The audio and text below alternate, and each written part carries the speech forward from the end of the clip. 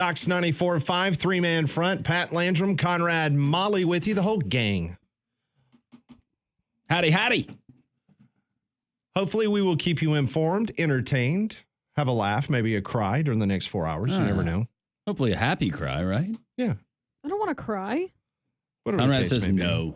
Come on. We know you're vulnerable. Emotionally. Wear my heart on my sleeve. Yep.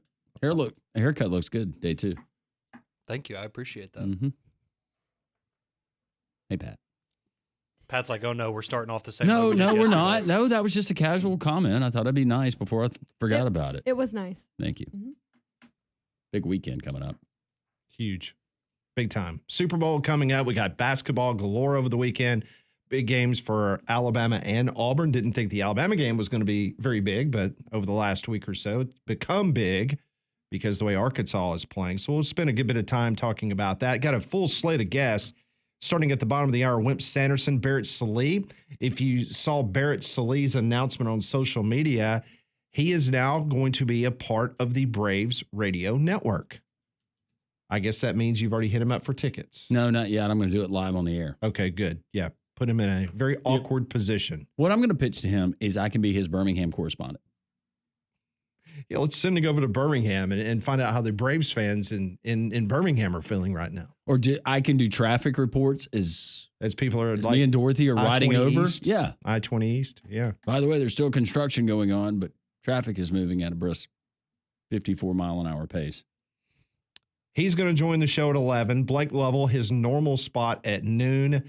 Michael Mays, the son of the great Willie Mays, who was here in Birmingham during the incredible Rickwood Classic, that whole week's festivities. And unfortunately, the passing of his father that week. And he's in town, and Rickwood Field is getting up and going. A lot of activities going on. So he's going to stop by and talk with us for a few minutes. And Dave Mason from betonline.ag, he'll join us in the 1 o'clock hour as he's going to talk Super Bowl prop bets. I saw where they're expecting around $1.5 billion bet on the Super Bowl in the United States. Billion. How much of that is going to the cleavage?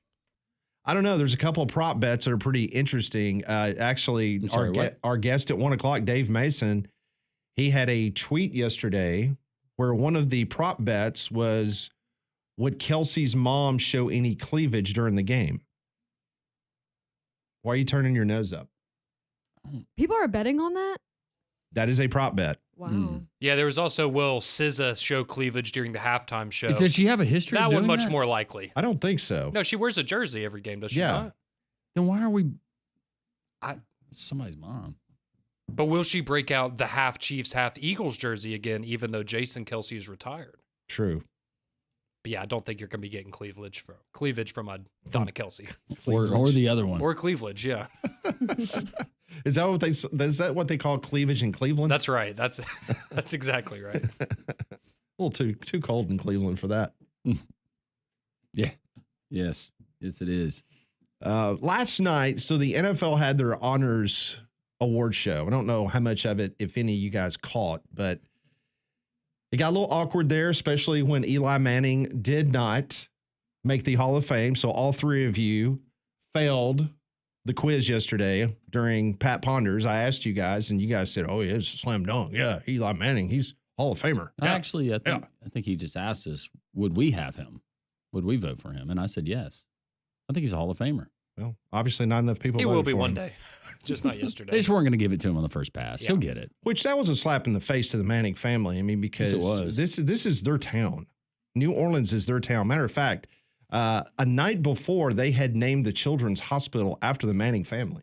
Oh, wow. It would have been a great moment. They could have gone ahead and inducted Arch up there with his uncle Eli, because, that's No, they obviously just go gonna ahead happen. and no. What they should have done is they should have given Eli the Hall of Fame, given him the jacket, and then at the same time go ahead and give Arch the Heisman Trophy. Oh, there we go. Yeah, there we go. Perfect. So we don't have to get people to New York. That's right. I mean, you just go ahead and give it to him. That's what they should have done. But it didn't happen. So he's going to have to wait another year to make it to the Hall of Fame. The four players that did make it, Eric Allen, Antonio Gates, Jared Allen, and how about Sterling Sharp, Shannon's older brother? Yeah. He was so solid. He was good. I mean, he hurt his neck. I mean, all of those guys were good, obviously, but Sterling Sharp. I mean, Sterling Sharp, obviously Rice was the number one receiver during that time frame, but Sterling Sharp was absolutely number two. Yes. I mean, he was fantastic. So Eli Manning's 2 championships, 2 MVP awards. This is the smallest Hall of Fame class since 2005. It's been elected. Only 4. Better go along with those speeches, kids. So the other controversy last night happened as Lamar Jackson did not win the MVP award. And I got my hands on the list of voters and how they voted. There was one individual that does a podcast. His name is Jim Miller. I think he does it on SiriusXM and some other outlets. He's a former NFL quarterback. He hosts a show called Moving the Chains. I was hoping you were going to say Miller Time.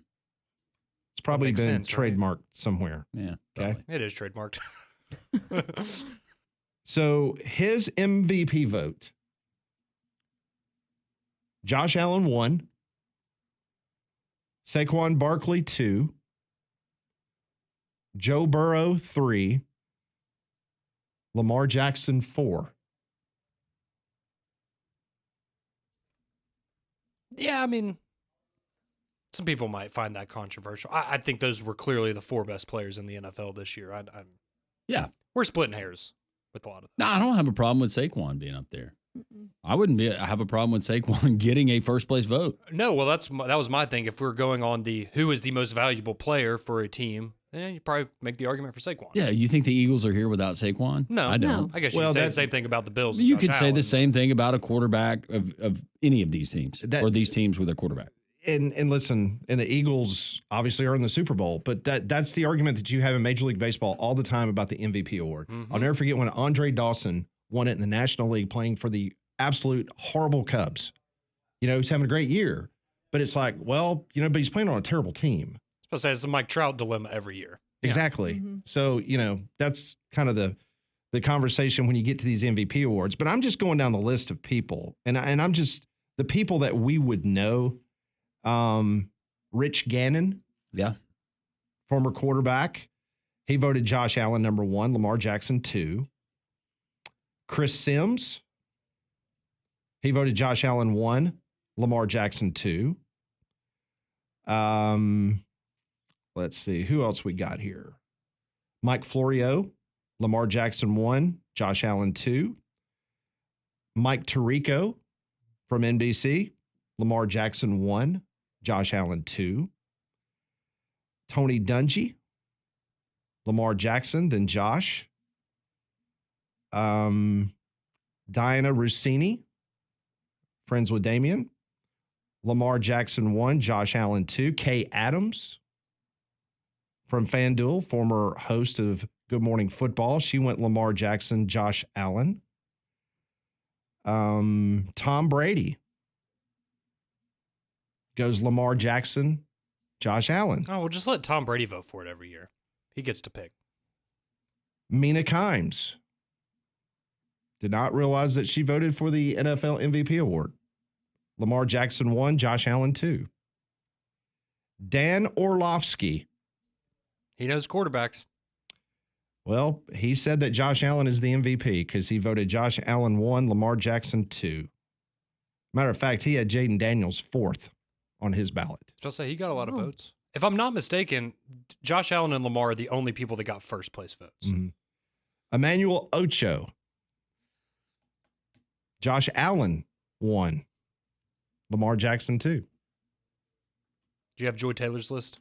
She is not a voter this year. Oh, okay. Are you Maybe talking they- about the MVP list or another list? Well, maybe they collaborated on her and Oh. Acho. So those are just some household names that you would recognize of the voting last night that went down, in which Josh Allen 383 total votes, Lamar Jackson 362, Barkley 120, Burrow 82. But you're right, Josh Allen had 27 first place votes, Lamar Jackson 23. And if I'm not mistaken, it was the closest MVP vote since 2003 when you had co-MVPs And of course, Peyton Manning and Steve McNair split the award that year. So that just goes to show how, most, I guess, hotly debated MVP award in over 20 years. So, did you see it last night, Landrum? Did you see? No. Okay, because I was going to say his fiance, Josh Allen's fiance, was there with him. Oh, good. So I just, because you mentioned before you had not recognized her. I mean, Haley you looked her Steinfeld. up. I didn't know who she was. Yeah, she was there last night. Yeah, She was. Okay. I'll say she looked great. Good. Looked He like a thanked good, her good in couple. a speech. Yeah. Wonderful. Mm-hmm. As he should. Mm-hmm. Is she older than Jordan? Belichick. Yes. I don't know. You guys didn't make Is a she reference taking his name to already? the picture I sent you last night. I was just so She in is shock. 28. Haley Steinfeld. Okay, yeah, she's Yeah, older she's than 4 Jordan. years older. Yeah, she's Yes. older than Jordan. I mean, the reason I That's sent you wild. the reason I sent you the picture was because of him wearing all of his rings, clapping. That was not my takeaway from the picture. Yeah, I know. Your takeaway was checking out the 28-year-old. She's 24, Pat. Oh, 24. Sorry. 24. She's team mom. Yeah.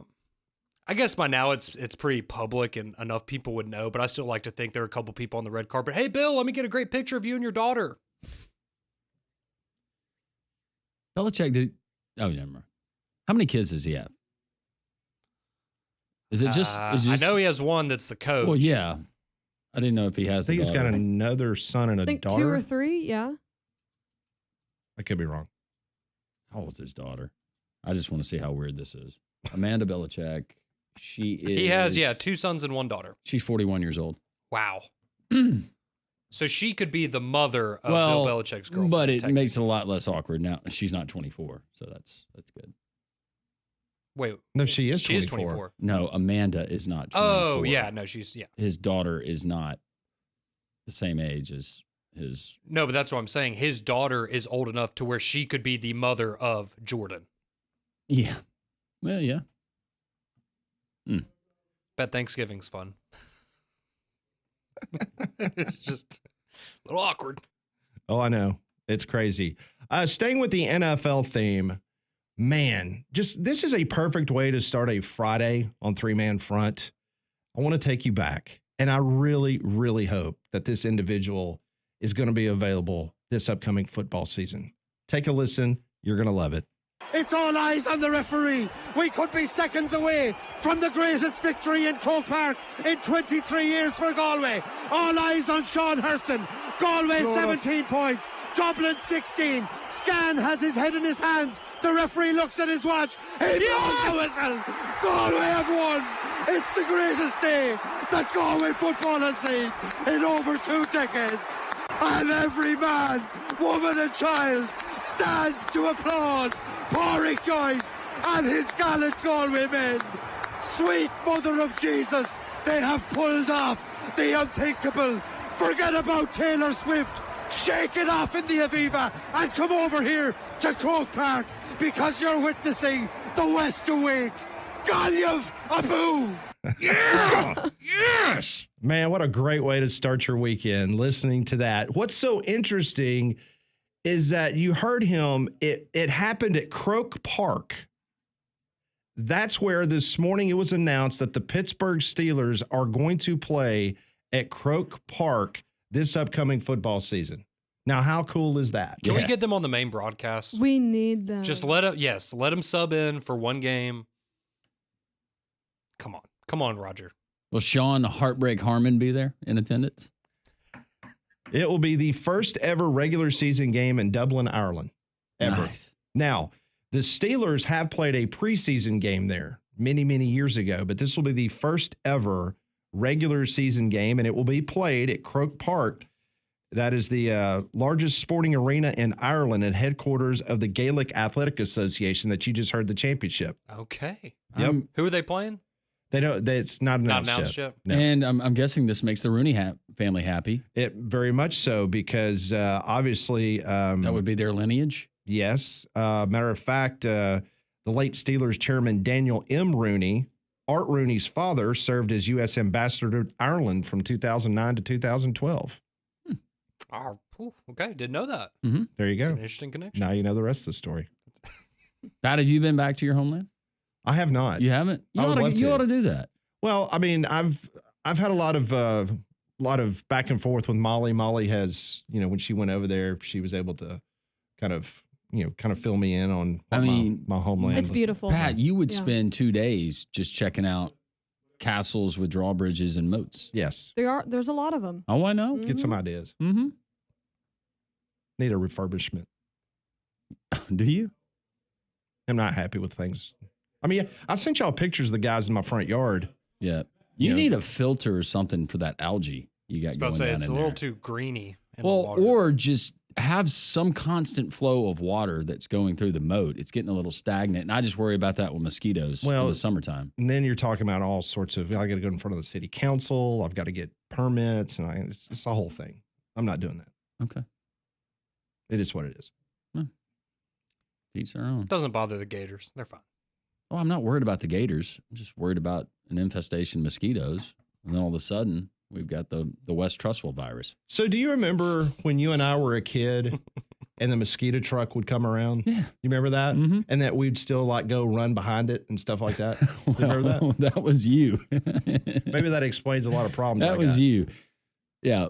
The mosquito truck did not get the same reaction in my neighborhood that the ice cream man did. Well, no, it didn't. But we were outside playing or whatever. Oh, yeah. All of a You'd see sudden him go by. and the mosquito truck Yeah. would come by with the fog machine or whatever, the poison that they were spraying. Mm-hmm. And then we just go right back out and play. Which is interesting. While you guys were watching the NFL awards show, I was watching a documentary on the Panama Canal and how they got rid of all the mosquitoes. That was actually really fascinating. Wow. Yeah. In high definition. As high as you could get. Yeah. It seems like that would be the state you needed to be in to watch a documentary like that. But No. Stone cold sober. Learned a good bit. Coming up at the bottom of the hour, Wimp Sanderson will join us. We'll get his take on the current status of Alabama and Auburn's basketball program and talk to him about the Super Bowl. See who he likes this weekend. All that on this Friday edition of Three Man Front.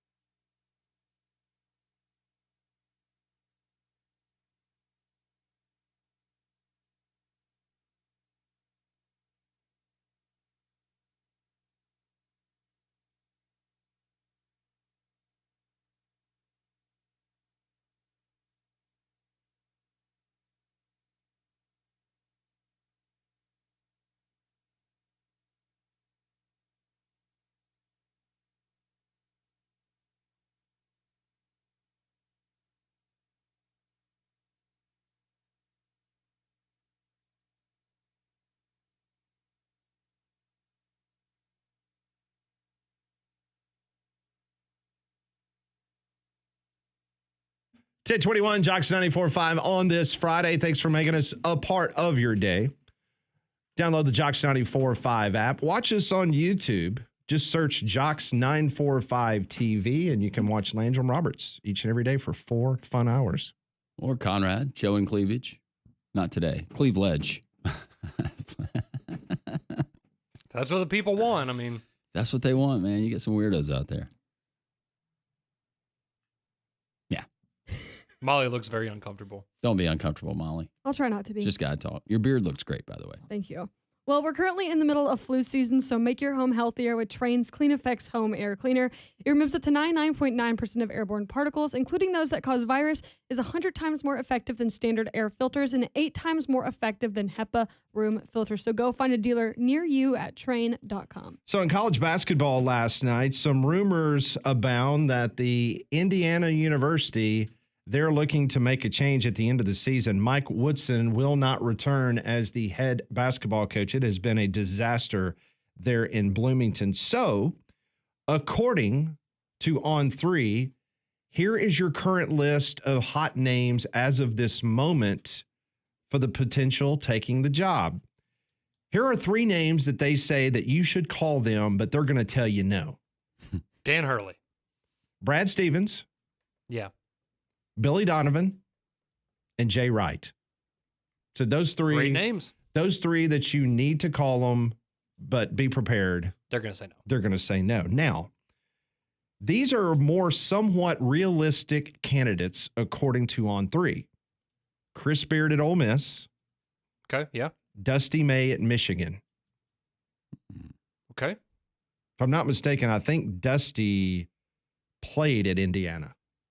Double check me on that. I think he's an alum. And as luck would have it, they play this weekend against Indiana. Go figure. You are correct about Okay. Dusty Yep. May. All right.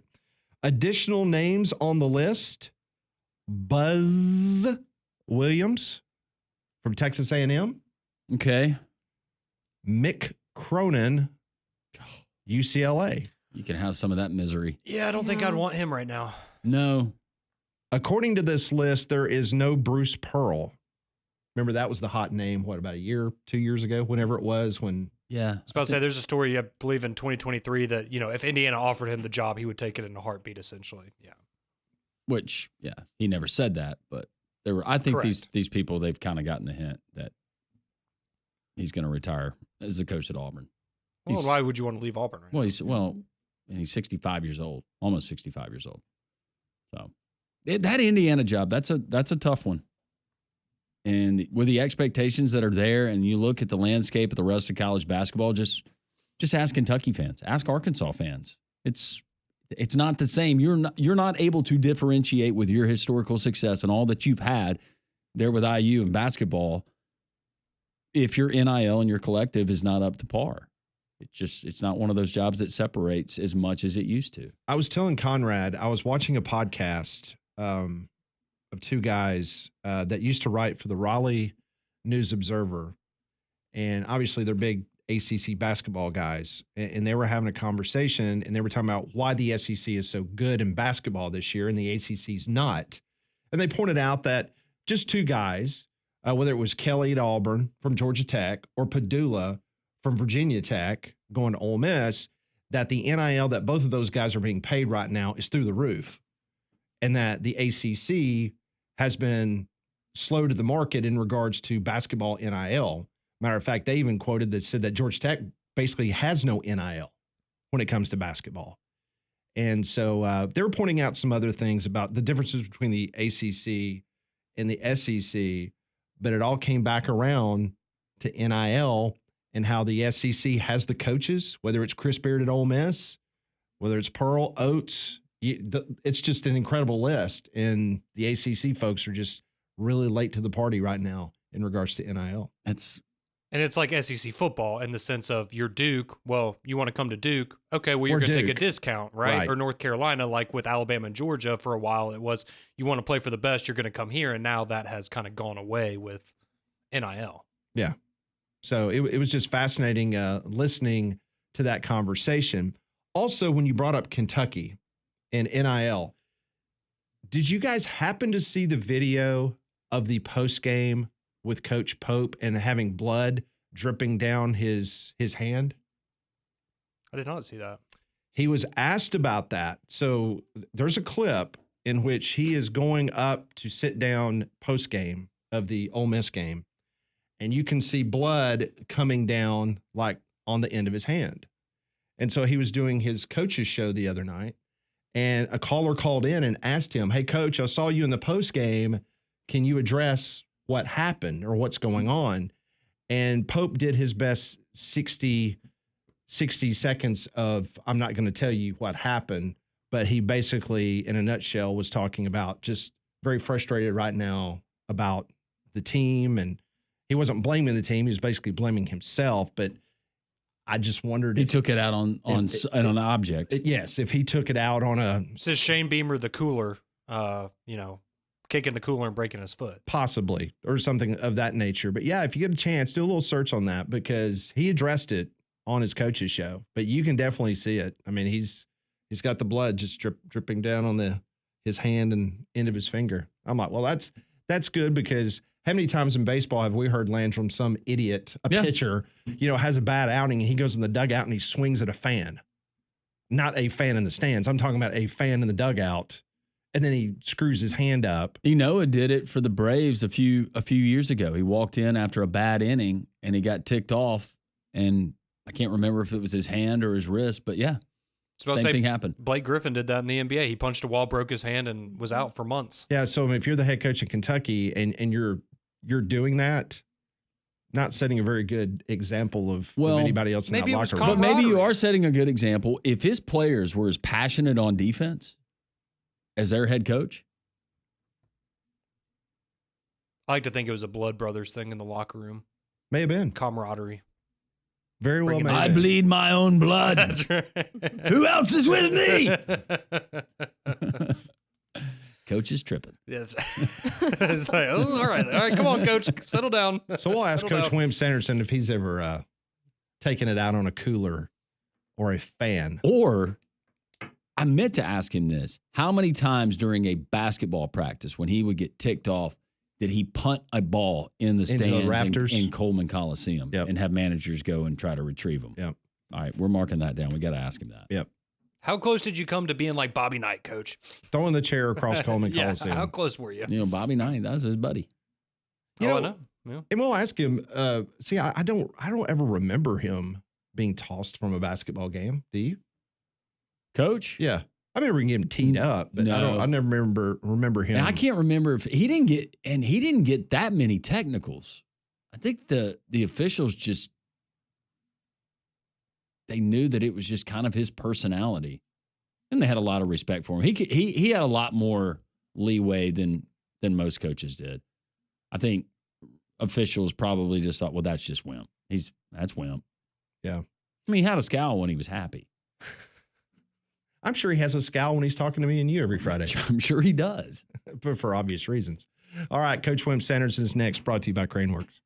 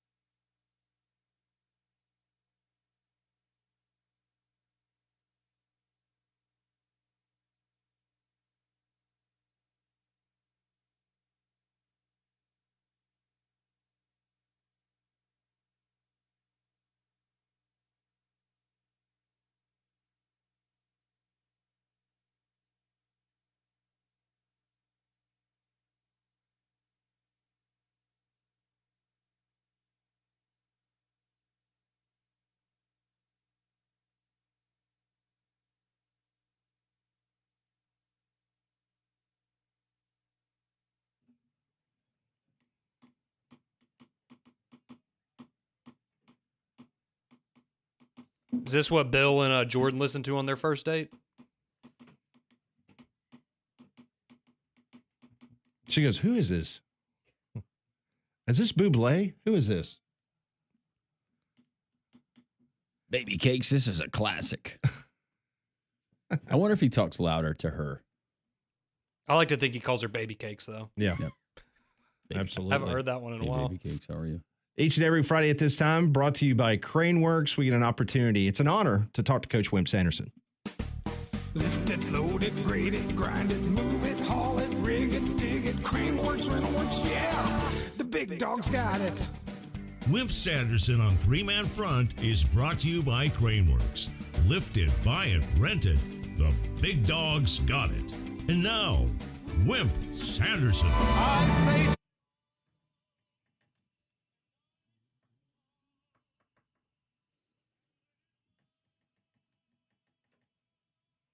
And the coach, Wimp Sanderson, joining us on the Buyers Right hotline. Hey, Coach, how are you? Well, I don't understand why Barrett Slee gets to get on here and talk about the Atlanta Braves, and y'all never let me talk about the Cleveland Indians. Nobody cares about the Indians except for well, you. let me tell you something. You don't realize that Larry Doby was the first. I got to see him play his first game, and Pat will have a fit when he knows where he played. He didn't play center field. And he played for 2 innings, so he'd be the first minority in there very quickly. And I got to see Satchel Paige pitch. Oh, wow. And Bob Lemon pitch. And Mike Garcia pitch. And Early Wynn from Hartford, Alabama pitch. And Bob Feller, I guess I've already mentioned. And nobody, y'all don't ask me about my Cleveland Indians. Well, we It really hurts my heart. Well, no, it does not. It does so. The Cleveland Indians, we won everything in 1954. 54? Okay. Yeah, and we should have won in 56 or something. And Cotton Picking Willie Mays made that great catch out in center field. Although we did lose in 4 games. Yeah, you got swept. Okay, Hey, you did have Lynn Barker throw a perfect game in the early 80s. I remember that one. We did. Yeah. Okay, yeah. Anyway. I guess you had already moved on from the Indians at that point. I'm still an Indian. I don't like them. We ain't gonna have the Atlanta Braves. Why are we gonna have the Atlanta Braves if we're gonna take off the Indians and put on some kind of Guardians crap on that deal? That ain't no good. Did the Indians go to the White House and were they received by President Eisenhower? The Booger Bears didn't fight for themselves. No, they didn't fight for themselves. Anyway, now I got to talk about Alabama and Auburn being so darn good in basketball. And, brother, they are. And a 9-0 for Auburn is unbelievable. And Alabama, only lost 1. Next teams to them have lost at least 3. And we're sitting here with Kentucky 4-5 in the league. That's amazing. And we're sitting here. If a guy calls me before the game and said, what do you think about this Arkansas-Kentucky game? I said, Kentucky will beat them 20. I said, Kentucky beat them 20. And Arkansas goes in and shoots the lights out. Kentucky couldn't guard me. And it got a little bit close in the second half. You kept thinking Kentucky's going to come back and win, but they don't. So to me, that was one of the shockers of all time for me. And I've kept up with basketball before you guys were born. So Alabama's at Arkansas and Texas. Texas on Tuesday after Arkansas on tomorrow. I get asked about that game. I never get the games right because I lose the line. I get the teams right that wins, but I lose the line every time I try to do something like this. So I think if I were coaching in the game, I'd be sickly worried. I think Alabama wins. Okay, I was going to ask you who had the trick. I think Alabama wins, but if I were coaching, and I'm not coaching, Mm-hmm. I'm not trying to put any pressure on Nate. Nate don't listen to he doesn't listen to the show. So I think Alabama wins, but I think Arkansas doesn't guard anybody very well. I don't think they got enough people. Alabama's hard to defend inside. In the on a half-court basis, I mean, they're hard to three-point shot inside as well. Auburn entertains Florida. Florida's good and bad, but nobody's good at Auburn. So Auburn's off to a great start. I had picked on your show 15-3. I don't know if Auburn's going to lose 3. They might. I don't know if Alabama's going to lose any more or not, but those two teams are way ahead of everybody else. So I've said my say. So you don't ask me whatever. All right, so let me ask you this, Coach. You and Sonny, you guys used to have some knockdown dragouts, some just great basketball games. We did really good. Both of those had really good teams. I was on with Sonny today. We had Vern Gosden on as the player music before Sonny came on. But I wanted to ask you, based on what you guys had rolling at both Alabama and Auburn during that time frame, what potentially could happen if the cards play out right and both teams hold serve next weekend on Saturday at Coleman Coliseum? How big in the history of the series between the two schools? Will this be the biggest game ever between these two? Well, probably. I don't really want to say that because we had some big ones, but time flies. And when you go back and look back at time, you forget, kids, I don't even know when Will coached. I don't even know when Sonny coached, that type thing. Because, the history goes on by, especially basketball. I would say so. Everybody that's got tickets are trying to sell them for a bunch of money. And the Alabama-Auburn, these two games will be two terrific basketball games. Somebody's going to win or lose one of them. Maybe somebody's going to probably split. I have no idea. But these two teams have, I was talking with Sonny about that today. Sonny had great teams, and I had some good teams too, and we fought it out tooth and nail. Didn't have the the media that we have today. We had 2 or 3 sports writers at the Birmingham News back then who liked football, and hardly, but they might come to that game. That'd be about the only one they would come to. Al Van Hoos used to come by. They'd come by and visit with me on the way over to watch spring football practice. But yes, to answer your question, it's a humongous game, and both teams are well coached. Both teams are really good. Both teams got great players. Alabama's better offensively than Florida over the whole thing. Auburn is better defensively than Alabama is. Alabama's better offensively than Auburn, and Auburn is better defensively than Alabama. Auburn can go on stretches. Maybe they hit the big shots at the right times, which is big for them. Alabama can play inside and outside. Sears is very good regardless of what happens. So to answer your question, I've said too much. That is going to be 2 great games. Coach, we were just setting it up. We were talking about Mark Pope, Kentucky's coach, and he had blood on his coming down his hand, and we were wondering how mad you ever got. And I can remember you telling stories about punting basketballs during practice in Coleman Coliseum, and the managers having to get them. At practice I would punt basketballs when I got hacked off at them. My biggest deal was we played Mississippi State. I did not know that the managers had already ordered the sandwiches and all for the game after the game, and they had put them in the dressing room. So when I walked in, I was madder than an old red hen. I kicked the sandwiches I kicked them all out of the bag, not knowing they were sandwiches for us. So they didn't like that particularly, but I did kick a pile of sandwiches out of a bag that when I got upset with us. So that's the way it works. Somebody said about me getting. I think one of y'all. I was just tuning in. Said something about me being kicked out of a game. Yeah, were you ever ejected from a game? You ready for this one? Mm-hmm. You know who it was against? North Carolina. No. Kentucky. No. Was it against Sonny? No. Bobby Knight. No. Are you serious? Really? I sure did. Well, can you believe that story? I was at Little Rock and we were playing, and we didn't get screwed until right after the national anthem. The officials were brutal because I ran into them and chewed their fanny out at the NCAA convention. They started laughing, and they didn't call anything on Bobby and them and everything on us, and they kicked me out of the game. So I got kicked out of the game. In the process of getting kicked out, one of my kids got into a fight or a fuss or a fight with one of their players. So I start out the door to try to straighten that out, and they said to me, "You come one more step, the game's forfeited." So I got to go back in. But in all the years I coached, a lot of games, not a lot of times at Little Rock in Alabama, I got kicked out. I think we were in Indianapolis playing the game, and they had invited us to play. Of course, they were going to beat us, and they did. And so it was a time when Bobby and I were good friends. Bobby was a different cat, a very, very good basketball coach, a guy that everybody couldn't quite figure out. He kicked it through the chair and all that kind of stuff, and he's different. Mike Davis, who I'm going to have on my show, was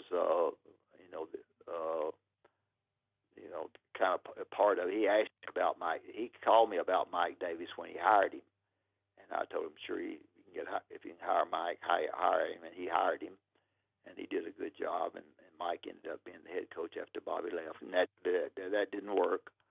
You don't follow somebody as good as Bobby and make it the first time, and they're still not making it completely. So, but that happened. I got kicked out of a game with Bobby Knight. Amazing. That is awesome. In regards to that Indiana job, Coach, I know it's changed so much over the last few years. I'm starting to see some names potentially that would be the new head coach of Indiana once the season ends. How good is that job? Is it still one of the premier jobs, in your opinion, for college basketball? Well, going back with Bobby and all the history that they've had, yes. When you think of Indiana, you probably think of basketball until this year. They were good in football and probably a one-and-done deal for them in football. When everybody talks about their football schedule, which I won't get into, but Indiana's been love their basketball. They've always been that way, and they've had Mike didn't make it, and several other coaches after that either got. One of them, coach at Houston, who's a good friend of mine. I play golf with him. Got in some trouble. I don't know what he did with players, but they did something for the NIL was there, tried to buy some or called them or whatever they did, and so he lost his job there. He's a good basketball coach. So I think it is a great job, and I don't know if any of the coaches down here, whether Alabama or Auburn has a coach that would leave. Probably not. They're getting paid well. I don't know how much a couple of million means to some of them, but they have the tradition and the name. And, when I went through Alabama with Coach Bryant there, and I'm not crying about it, I had to really try to sell them on basketball because I was getting killed with football. And that's the reason that nearly every weekend I would go down to Coach Bryant's office, knock on the door, and say, Coach, would you call these 2 or 3 guys for me? They're killing me with football. And he would do it, and he didn't know him from Adam's house cat, but he would call him and talk to him and tell him he's trying to have a basketball program at Alabama. And he wasn't going to call 10 to 15 people, and I wasn't going to do it every weekend, but I was going to try to get his help as much as I could, and I did. And naturally, I appreciate it because we were going through, football times. You don't do that now. Football is good and basketball is good with Nick and them there, and basketball was good too. They went through some coaches for a while before they got Nate, and I guess, and things didn't work quite the way they wanted to. But when I get on these radio shows, I'm very, very careful not to say anything that people misconstrue what I say at all. I think basketball is very good, and I think the league is terrific. The league was very, very terrific when we were coaching. We only had 10 teams. We played everybody home and home. There wasn't ever a time that none of us did not go to Kentucky to play. There are times that you only play Kentucky. The one time we always played them twice, and they were always good with Adolph Rupp and Joe Hall. But it's a little bit different there. I'm not trying to get in here and get on the radio show and say, this time is better than the best time ever. Our time was really, really good. Most of our listeners don't remember it, but it was, and this time is terrific. And I'm enjoying being able to watch these guys play. Absolutely. Well, Coach, each and every week, our good friends down at Craneworks and David Upton, they bring you to our audience. Well, certainly David and them do, and I appreciate Craneworks as much as I appreciate you guys. Y'all do terrific. Craneworks equipment rental and equipment that you can get at Craneworks, Mobile and Huntsville and Nashville and Birmingham, and you can check out Craneworks on craneworks.com. The rental works as well. You can handle it, and they'll get you the equipment and also get you the operator so you can learn to do what you need to do. And the waste works as well. They'll get a dumpster there and take all your old junk and get rid of it for you. But Craneworks is certainly a great company, and I appreciate them having me on. They're the best. You guys are good, and I look forward to talking to you next week. Thanks. Thanks, Coach. Have Go a good Indians. weekend. All right. Have a good weekend. Thank you. Coach Wimp Sanderson You didn't joining mean us. that. I didn't. On the Buyers Right Insurance Hotline for all your insurance, financial, and HR needs. It's Buyers Right Insurance, a Higginbotham partner. More three-man front when we come back on this Friday, top of the hour. Barrett Salee will join us. His brand new job, part of the Braves Radio Network. That's coming up at the top of the hour.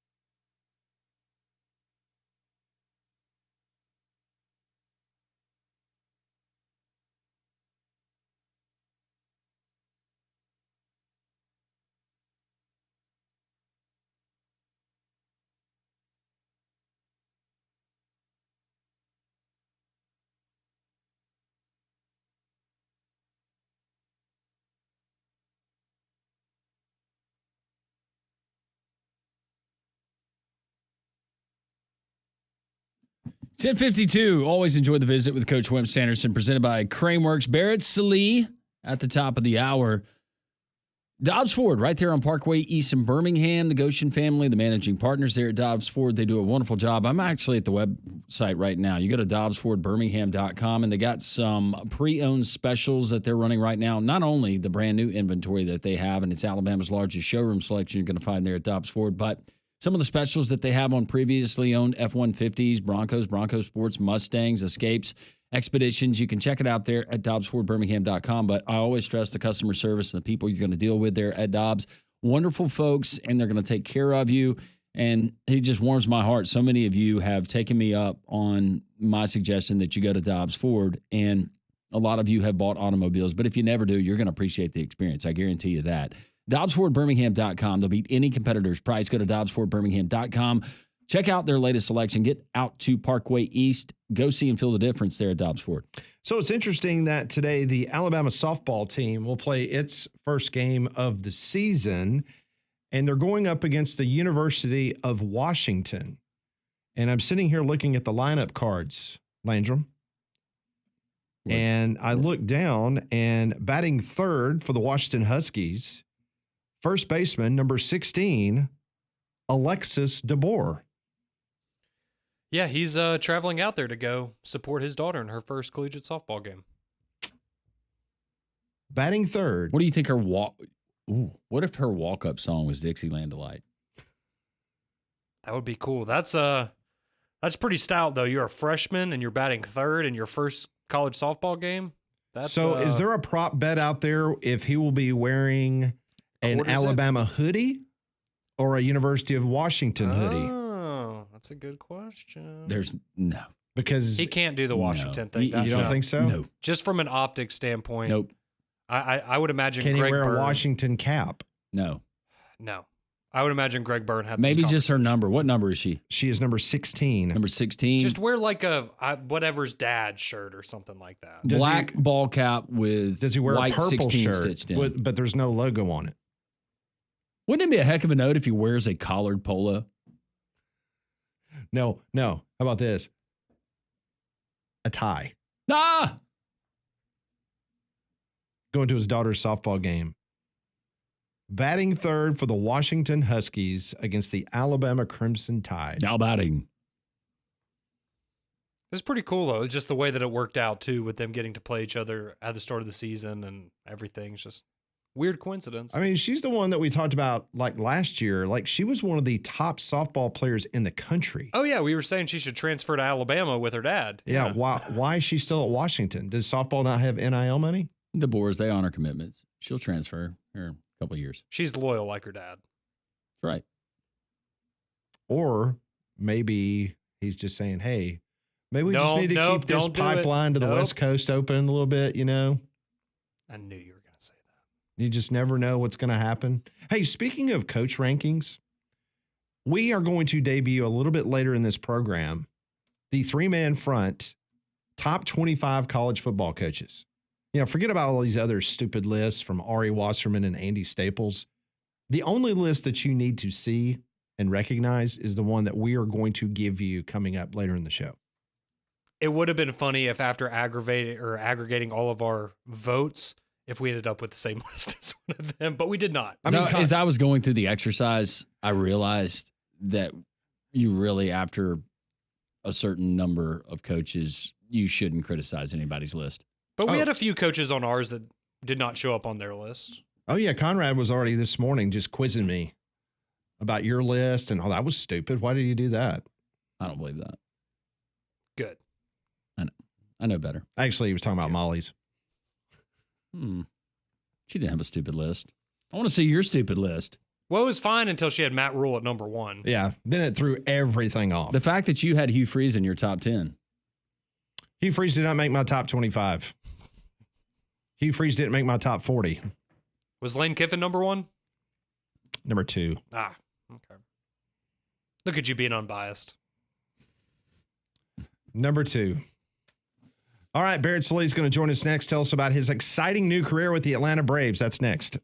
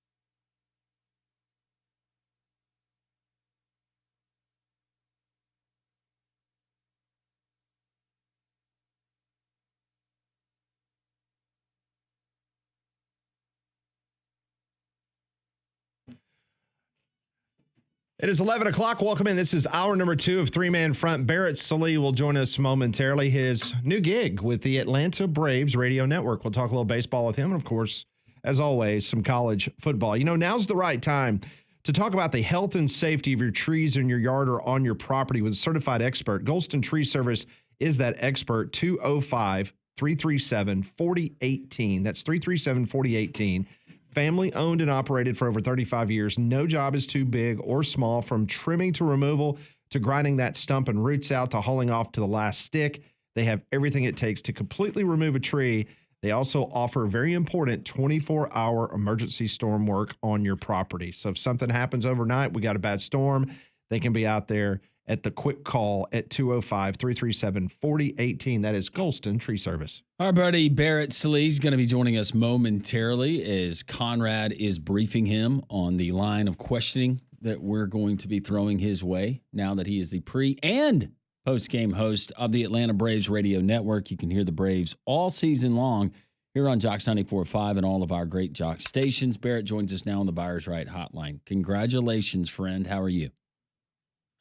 I'm good, man. I'm good. Yeah, you get to hear me over in Birmingham quite a bit for the next not next, but for about 7 months of the season, hopefully 8 months of the season. Cool. So yeah, I'm excited about it. I told Pat, he asked if I'd already hit you up for stuff, and I said no, I wanted to do it on the air, put a little pressure on you. What about a Birmingham correspondent? I'll see what I can do. That didn't sound. See what I can do. No, Let's try that again. Hey, Barrett, how about a Birmingham correspondent? You are hired. Thank you. Wow. Whatever you need, man. I can give you traffic reports from 20, however this needs to go. I can tell you the traffic reports on 20, slowing down at road construction. All right. Are you heading to spring training? What will your schedule look like? That is still to be determined. I know for the majority of spring training games, we're just going to do a 10-minute pre, 10-minute post, and it's just going to be Ben Ingram. But toward the end, we might do a couple because you can stream them on the 680 The Fan app too. So we are going to try to, I wouldn't say a rehearsal, but just try to get the kinks worked out and make sure all the live reads are in there where they're supposed to go, things like that. So, but for the most part, we will not have full pre and post for spring training. Where does this rank as far as, because I know you've always been a huge Braves fan, but where does this rank as far as aspirations career wise? I would think it would be right there at the top. Yeah, I mean, Atlanta Braves Radio Network, right? I mean, Landon, you and I, and Pat and Conrad, like this is, Joe, Pete, Skip, these are, Ernie Johnson Sr. This is like more affiliates than any other club in the country too. More. That's right. The largest radio network in the country, and not just in baseball, but in sports. So, it's I think it's probably the pinnacle of it. Like I never really wanted to do play-by-play, right? Like I don't really care about doing play-by-play. I mean, and plus Ben does a great job, but being able to connect with fans in a way that is similar to sport, like to what you guys do and what I do at SiriusXM is kind of the pinnacle, because I mean, look, I'm a Braves fan. I like being the voice of Braves country, and for part of this job, it's pretty formulaic, right? The pregame show has certain things you got to put in the lineup, and the postgame show you got to throw to highlights and postgame sound. So like those two things kind of are formulaic, but we do mix in sports talk and then the rain delay shows and then the post game show, which is more of a regular sports talk show here in Atlanta. So, I kind of get to do a little bit of everything, focus solely on the game, but then also connect to fans in a variety of different ways. And, I don't know if y'all have listened to that rain delay show, but that is like Fine Bomb on steroids, man. Oh, yeah. Those callers are phenomenal. No, it is good stuff. And of course, we're an affiliate over here on all three of our stations that we have. So you will be able to hear Barrett on the pre and post game during the baseball season. I almost said college baseball. I meant Major League Baseball season coming up. So, Barrett, in regards to, there's a couple things I did want to ask you about from a national perspective that's been going on from the college football world. And that has to do with this that came out yesterday. Ross Dellinger had the story in which apparently The Power Four, they have been working behind the scenes to have a discussion about forming an LLC, which basically it sounds like to pretty much take over what the NCAA used to do about 10 to 15 years ago with enforcement. And now they're talking about a potential salary cap, all this type stuff with NIL. What are you hearing around college football? Is this a more serious attempt for, I guess, for them to kind of change the way things are done now in college football?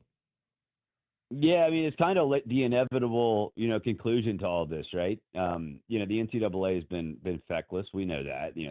They can't enforce anything, and basically all they're good for now is giving fees to lawyers.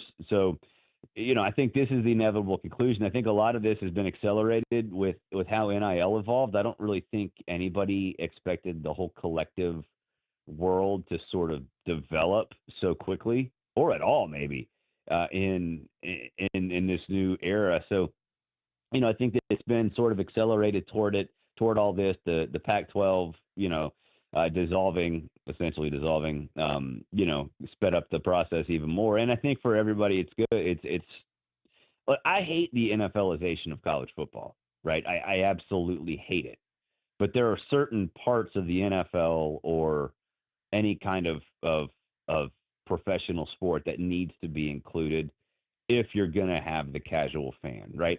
I've always said I love college football because it's beautifully dysfunctional, right? It's gotten even too dysfunctional for me. It's gone way beyond that. So bringing some normalcy, some structure, I think is good, and I think this is going to make things much better for casual fans, most of whom, look, I know they watch the national championship game, but it's exhausting for those of us who cover, or in my case, used to cover it on a 24/7 basis. It's exhausting trying to figure out exactly what's going on. And in the middle of the season, not even talking about games. I think that's the frustrating part. Ryan Grubb named as Alabama's offensive coordinator. How much does that change the way too early Barrett Sallee prediction of Alabama's season with what you know right now? It doesn't really change anything for me. I mean, look, Ryan Grubb's a great offensive coordinator, and this is not a knock against him, but my whole opinion of Alabama is I have no freaking idea what they are, right? The offense was dysfunctional last year. We don't know. At times, Milroe was a force. At times, he was a liability. At times, he was a caretaker. I think the comfort level that exists with DeBoer and Ryan Grubb is certainly going to help. But from a personnel standpoint, I don't know what they have. And I don't think anybody at Alabama really knows what they have right now because season one of the Kalen DeBoer era was so disjointed. So I hate to dodge the question, but it's just sort of a wait and see for me because, again, it's not really the coordinator that's the biggest problem for me, or at least the biggest question for me going into the season. It's more just what do you have? Does the talent, is it anywhere close to what it should be to compete at the next level? I think it might be, but especially without a quarterback, man. What? How are we going to possibly know how Grubb is going to mesh with any of those guys? Except maybe Austin Mack. I mean, obviously he knows Austin Mack a little bit. In regards to the quarterback, I want to ask you about the Georgia Bulldogs because I think everybody pretty much says it's going to be at this juncture. It'll be Texas and Georgia. Those will be the two hot names in the offseason that ultimately will probably play in Atlanta, depending on what else shakes out in the conference. They do both have to play each other again in the regular season. But from a quarterback standpoint, does any of that give you pause about putting Georgia up that high? Have you seen enough with what they have there in Athens to say, okay, this team can keep on rolling no matter if it's not Carson Beck? Look, I like Gunnar Stockton. I know they like Gunnar Stockton. The entire offense for Georgia never really clicked. And it's sort of the same thing for Alabama, although I do know they like Gunnar a lot more than maybe they're letting on. But the offensive line was a disaster in the postseason. They never really ran the football all that much. They never really developed a wide receiver. So a lot of those things still exist. And with the coaching staff not really having any turnover, and Georgia fans are kind of upset about that in this part, I have my doubts. If I was going to do, preseason rankings right now, I don't know if I could, honestly, because I don't have a lot of faith in Georgia. And the whole Arch Manning thing, if that guy's name was Joe Smith, he would be Gunnar Stockton, right? He'd be like, okay, you've seen him run the football. He's got a good arm, but we don't know what he has. Like, what has Arch Manning done to just knock the socks off people? Anything? He was born. Yeah, he's got that last name. Last name helps. But I mean, it's just Played great in the spring game, Barrett. And that's very important. That's a big deal. Spring game MVPs. No, it showed that elusive speed. Like they're putting him at the top of the Heisman odds, and he's going to be on the cover of the video game most likely. It's just like, dude, let's take a step back. He hasn't done anything yet.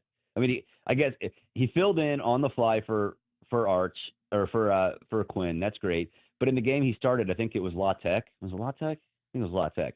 It was just he was fine. It wasn't great, but he was fine. I don't get it, man. I just don't understand it.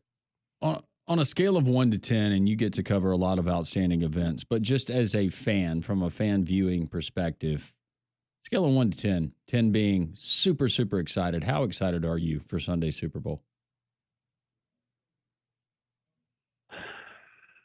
4. Yeah, I'm about a 4. And I don't know why. I used to absolutely get really fired up for the Super Bowl. I can't bring it doesn't matter who's playing anymore. I just don't get that fired up about it, Barrett. Yeah, I mean, honestly, I kind of forget that it's happening sometimes. Yeah, kind of like second signing day. Yeah, that too.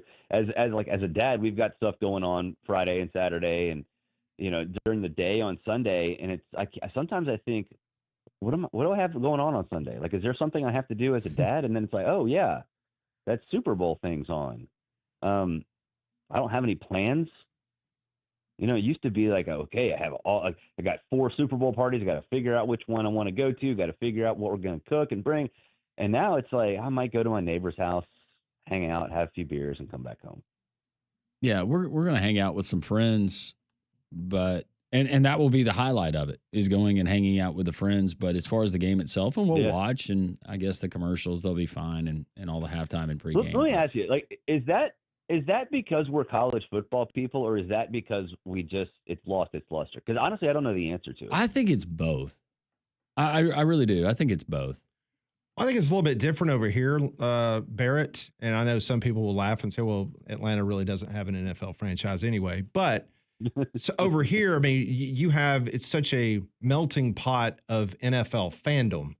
I mean, it used to be the Titans until the Titans fell off the face of the earth. Got a lot of Saints here. Yeah, you got Dolphins. Saints. And so, it's just, I don't know, depends on what the matchup is. And it's just not very sexy for a lot of people in this neck of the woods.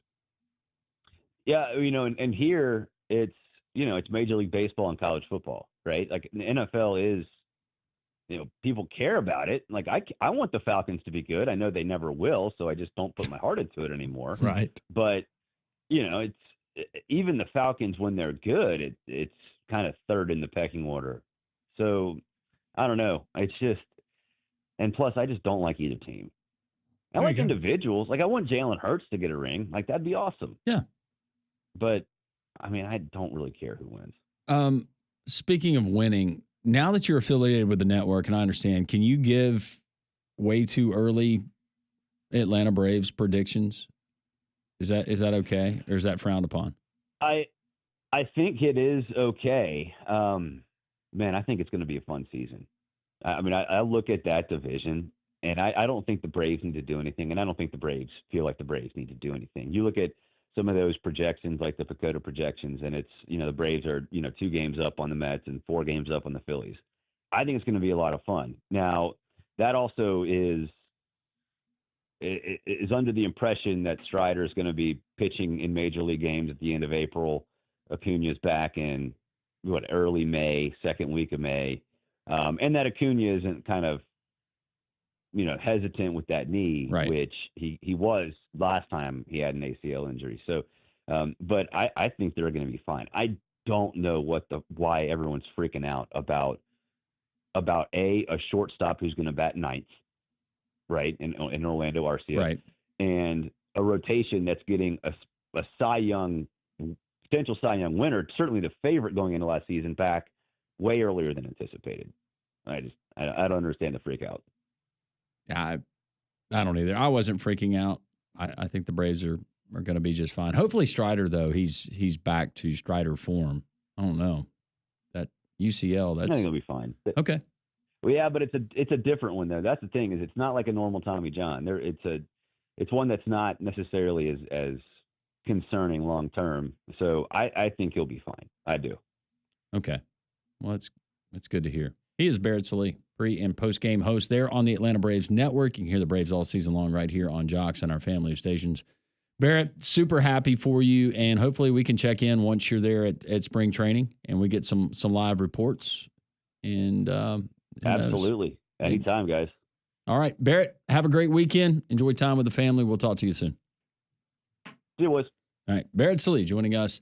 All of you guys join us on the Buyers Right Insurance Hotline for all of your insurance, financial, and HR needs. It's Buyers Right Insurance, a Higginbotham partner. Well, as you head into your weekend, let me tell you about my friends over at Easy Hemp Company. Easy is a refreshing new beverage that's reliably microdosed with 3 milligrams of D9 THC and 3 milligrams of CBD per serving. It's also non-alcoholic and free of added sugars, so there's no day after hangover effects for you to worry about. Plus, it's a delicious beverage and a great way for you to stay hydrated, especially as it starts to warm up here around the state of Alabama. Easy Hemp Company is based right here in Birmingham, and if you're looking for a social buzz with no regrets, give them a try. They're available at Piggly Wigglies across the state, or you can visit them online at easyhempco.com to find a location nearby or have it shipped directly to your house. Already Wimp Sanderson, and you just heard Barrett Sallee. Coming up a little bit later, Blake Lovell's going to join us from Southeastern 16, talk about this weekend's SEC basketball action. Also, Michael Mays, son of the famed Willie Mays. He will be in studio with us, and also Dave Mason from betonline.ag in the 1 o'clock hour, give you some Super Bowl props and his thoughts on the big game in New Orleans. That's all coming up on Three Man Front.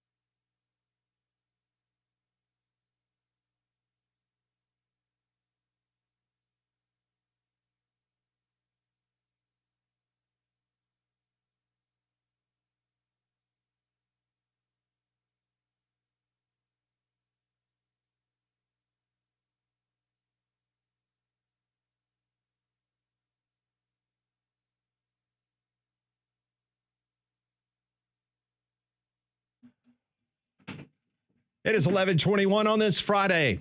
Great radio stations like the up in Huntsville. Jocks 94.5 here in central Alabama and the capital city. Jocks 740. We appreciate you making us part of your day.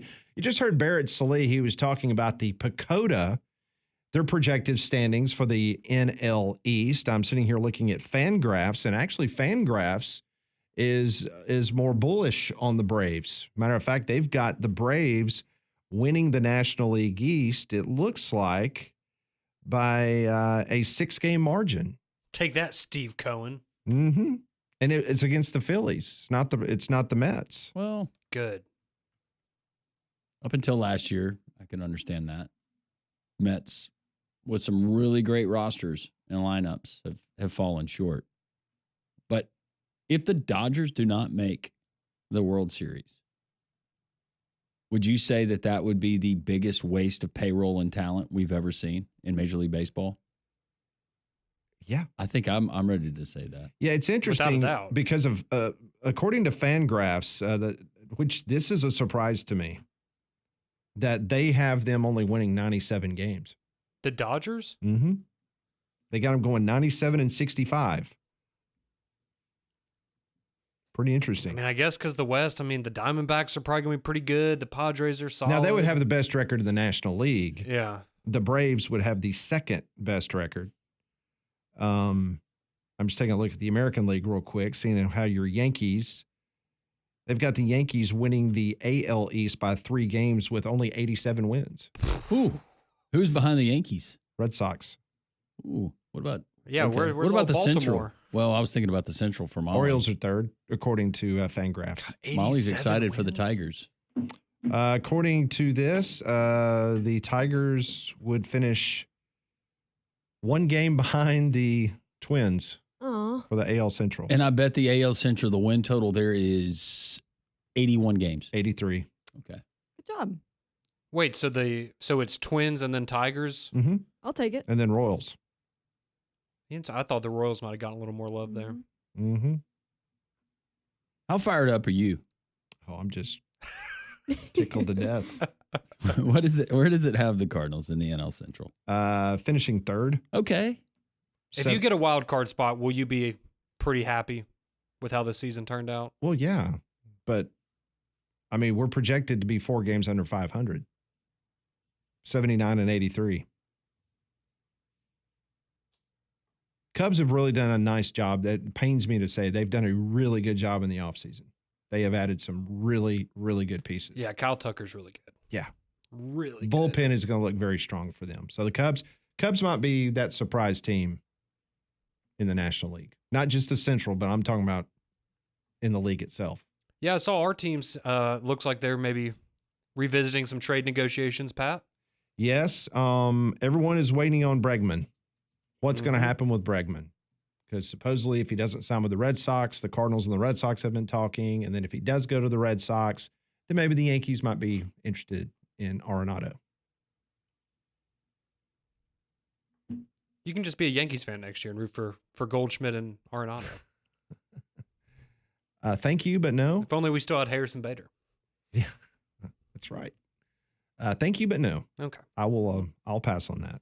So we'll talk to Willie Mays' son, Michael Mays, coming up in about an hour from now. I had totally forgotten. So the Tampa Bay Rays, they're going to be playing in the Yankees spring training facility, Steinbrenner right? Field, right outside of St. Petersburg. Raymond James.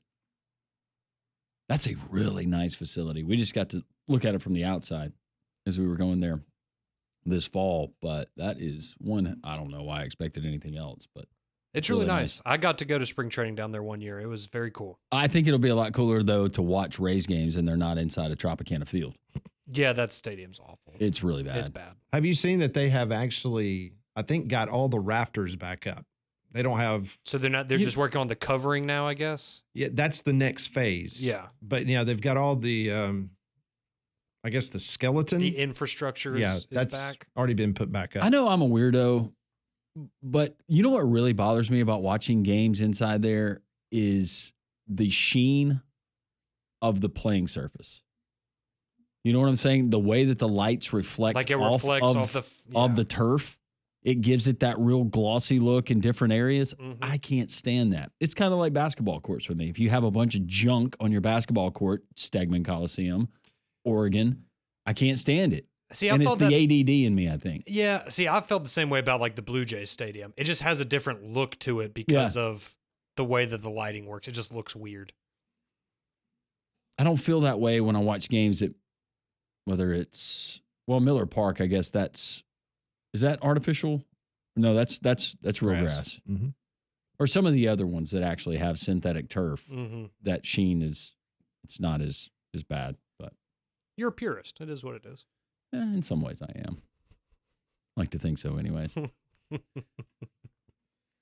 We do have a lot of texts coming in. 205-834-9450 on the text line. It was the first time we have gotten to interact with you. Johnny asked the question, how do you not love Wimp? We love Coach. He was great. Presented by Craneworks every single Friday here at 10:30. You can catch his visit with us. We brought up a myriad of different topics, including how many times he got ejected. You want to hear that story? You can find it there at jocksfm.com and our podcast. No idea what that was about, but I kind of want to. Back to Barrett's phone call. This guy hates Alabama. Why do you expect a different answer from him? Because Barrett was not blown away by Ryan Grubb as far as the impact or the difference it could make for Alabama football in 2025. Yeah, we'll see how busy he is with the Braves and stuff. But I was gonna see if we could still have him. He can just come on for 1 minute every Friday and he Give can us pick. Yeah, pick for the Alabama game. That's it. Out of all people to ask about Ryan Grubb, you asked Barrett. Yeah, that's silly, and you are looking for him to say something to create a talking point. All caps lame. Actually, the reason that I asked the question it was something local that just happened, and I could tie it into college football without going directly into a question about the Atlanta Braves. If you really want to know the truth, have a great Friday and a wonderful weekend. I don't think Georgia or Texas fans would be particularly thrilled with what he said about their quarterback situations either. Yeah, pump the brakes on Arch Manning. Yeah, that'll go over well. I wish I would have seen this, asking Barrett if he's still going to be doing his Sirius XM stuff on Sundays. But I think that still continues. Yeah. About the Super Bowl, I've watched one in the last 23 years, ever since the actual game itself became part of a so-called event with so much of the talk about the other stuff and the NFL thinking people can't do without NFL football. Yes, I can do without it. Well, actually, that brings us to our Pat Ponders poll today. There you go, Molly. Besides the Super Bowl game itself, what is your favorite part of the experience? Is it the national anthem, the commercials, the gambling, or the halftime show? Pat, I can assume I know which one you voted for. And I was right. The gambling. That is not winning, though. Winning with 62.2% is actually the commercials. Gambling is in second, so we know Pat voted with his burners with 17.3. The national anthem in third with 11.5. And only 9% voting for the halftime show. That is strange to me that more people, our listeners, voted for the national anthem over the halftime show. I voted for the halftime show. But I feel like it's also more tailored for people like with my musical taste. Because, see, I also voted for the halftime show. I was about to say recently with Rihanna, The Weeknd, Dr. Dre, now Kendrick Lamar. I'm all about the pregame. I want the trombone performance. I want the marching bands Lauren like Super Daigle. Bowl I. That's what I want. The what? The marching bands. It was the Grambling marching band was in Super Bowl I. Yep. Remember that? And we had marching bands for Beyonce's Netflix deal on Christmas for that game. That was good. Maybe It was really we'll good. get that incorporated. But by the way, do we know who's singing the national anthem? Should I know that? Oh, do we know? Is it Lauren Daigle or is she singing America the Beautiful? Conrad's looking it up. Yeah, because I remember we went over this a couple of days ago. Let's see. Oh, it's John Batiste. Okay. That's right. And then the person you're talking about, she's doing America the Beautiful. Yeah. Right? Yes. I think so. America the Beautiful or God Bless Them. One of those two. But yeah, John Batiste is doing the national anthem. That'd be awesome. More three-man front on this Friday. This is Jocks 94.5.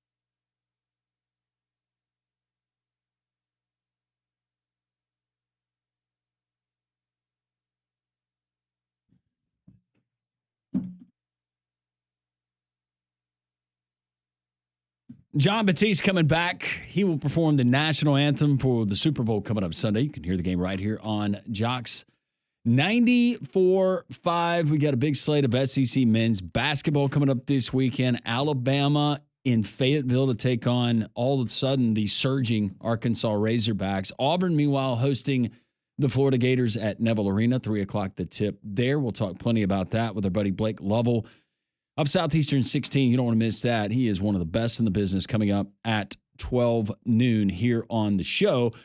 How about this weekend? If you're looking to watch some great college basketball, I'm really fired up about the basketball slate we have tomorrow with Alabama and Arkansas, and also Auburn, Florida, some of the other games around the conference. Or if it's Super Bowl Sunday, go and check out Rambler Sports Bar and Grill there at the Finnick. Rambler Sports Bar and Grill, not only the 283-inch projector screen, high definition with just a sound system that is incredible, and they will turn it up for the Super Bowl so you can enjoy it there.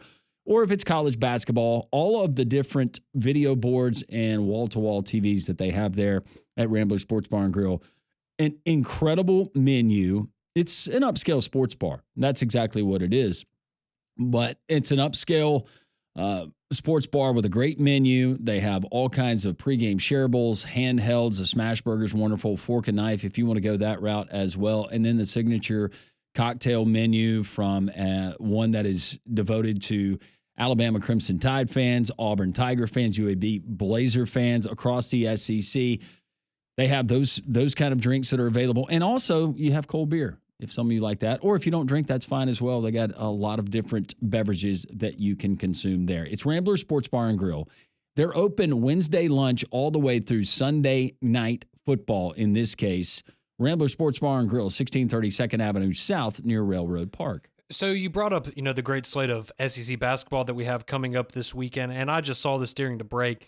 So these are the latest national championship odds for college basketball. So these are the top 12 teams in terms of the best odds to cut down the nets and claim the national championship. All right. So all of these teams are at plus 3,000. All right. Arizona, Kansas, Texas Tech, Purdue, and how about this? St. John's. Ooh, St. Patino. John's. They're Yes. top of the Big East right now. All right, so up from that, those were plus 3,000. At plus 2,000, you have the Florida Gators. Okay. SEC representation on the board. At plus 1,700, you have the Iowa State Cyclones Okay. in the midst of a little bit of a rough patch here the last couple of weeks. At 1,500, you have Tennessee. All right. At plus 1,100, you have both Houston and the University of Alabama. Okay. With the second best odds to win the national championship, no surprise, at plus 380, the Duke Blue Devils. Oh, wow. And the favorites, again, no surprise, to win the national championship at plus 370, so barely just squeaking past Duke, is the Auburn Tigers. Wow. There you go. So there is your top 12 teams in terms of national championship odds in college basketball. You have 4 of the 12 coming out of the SEC, and the big surprise to me, St. John's there, tied with Kansas, who was the number 1 team in the country coming into the season. And as you mentioned, Rick Pitino doing a great job with that team. I would guess that your national champion is going to come from one of those two groupings you just gave us. Yes, I would think so. This is just going to be such a fascinating year for brackets and how people play them out in terms of, how many SEC teams do most people have, making it to the Elite Eight and the Final Four. I would imagine are Auburn versus Duke, granted based on how the brackets play out, but if they are on opposite sides, I would imagine that's probably going to be your most popular national championship matchup in brackets. So it's going to be an interesting year, but it's going to be, man, I feel like it's going to be even harder than normal if you are one of those people trying to get a perfect bracket, which again has never been done. But And then it's always an intriguing day of basketball for the most part because of just how good as a whole the Southeastern Conference is. Tomorrow you get number 4 Tennessee, one of those teams you just mentioned, Conrad. They're in Norman to take on Oklahoma. That's a tricky game at 11 a.m. South Carolina is at number 14, Kentucky, also at 11. Texas travels to Nashville to take on Vandy. That's a tough draw for Texas, who fell to Arkansas at home at the Moody Center this past week. That's a noon tip. Texas A&M at Missouri. That's number 10, Texas A&M at number 15, Missouri. 2:30, you get that from Como. Number 6, Florida at number 1, Auburn, 3 o'clock. You can hear the game right here on Jocks. Also, it's going to be televised on ESPN2. Number 22, Mississippi State is at Stegman at Georgia. That'll be tough for Mississippi State because Georgia is much better at home. Number 3, Alabama at Arkansas, 7:30 on ESPN from Bud Walton Arena. And number 25, Ole Miss taking on LSU at 7:30. Early line is out by FanDuel for Auburn and Florida. Auburn, in case you're wondering, a 9.5-point favorite at home over Florida. That's pretty stout. Are you going to take the same approach as the Oklahoma game and maybe fade Auburn a little bit? Expect them to win, perhaps, but I'll fade them. That's a lot of points. And it's in Neville. I get it. It is, and I think Auburn wins the game. 9.5 seems like a lot to me against that particular team. I'm curious to see, does Florida have all of their guards available? Yeah, and I wonder if maybe part of this is coming off of what happened against Tennessee. You lose by 20 points to a Tennessee team that was losing 2 of their best players. So maybe that has an impact on why the line is as big as it is. Well, and then you have a back and forth with Vandy. You're able to pull away there at home. Very true. But if you remember the last time these two teams they faced off, it was in the SEC championship game, in the tournament championship, right? Mm-hmm. And Auburn kind of ran them out of the gym. Yeah, after Florida had been building a lot of momentum. So yeah, I mean, this is going to be a massive game for either one of these teams. I mean, what Auburn is doing, and if they are able to get past this one, and then you start getting into next week. I mean, if Auburn's undefeated going into Coleman Coliseum, I guess 8 days from now to take on an Alabama team that's potentially a 1-loss, and so that game would be to potentially set up a tie, I guess, at the top of the SEC standings. It's hard to believe, man, with how good the SEC is. Auburn just keeps rolling, man. At this point, like Pat said yesterday, it's almost boring how good they are because they just roll the ball out there and take care of business. I was on the show this morning, and they said that Auburn is starting to remind them kind of the Kansas City Chiefs. And I said, well, wait a minute now. Is it there? And then it was brought up about Chad Baker-Mazara in particular and some of his antics and getting tired of. He is who he is. He is who he is. And I mean, I think we've talked about this before, but I guess for me being an Alabama fan watching Auburn, I would much rather watch a guy like Chad Baker-Mazara than Katie Johnson, because with Chad Baker-Mazara, you can watch him play and go, okay, that's a really good basketball player. Maybe you don't like the way he carries himself, whatever. I don't have a problem with it. But with Katie, it was just like, okay, that's your thing, right? Is you're just a nuisance. You're not a great player. You're just kind of a pain in the rear. Those crazy eyes, man. Yeah. They called him psycho for a reason. Yeah, he was. I think it was Cardwell who said after one of the recent Auburn games, yeah, Bruce Pearl recruits some guys that aren't right in the head, and that was Katie Johnson. Do you want to take a guess where Katie Johnson is now? Do you know? He is at James Madison, right? No, he's at George Mason. Or George Mason. Okay, I knew it was one of those. One of the founding fathers. Yeah, it was one of those two name schools. He is averaging 6.5 points per game, 2.5 rebounds, 2.8 assists, and shooting 37.5% from the field this year. I did see there was a game where I guess there was, I don't remember who they were playing, but there were some Auburn fans that had actually gone to George Mason to cheer him on and, congratulate him. It's very cool. All right, we're going to find out our buddy JR where he is going this NFL Super Bowl week and also some college basketball as well. JR, we're taking Vegas. Joins us next. 3-Man Front here on this Friday on Jocks 94.5.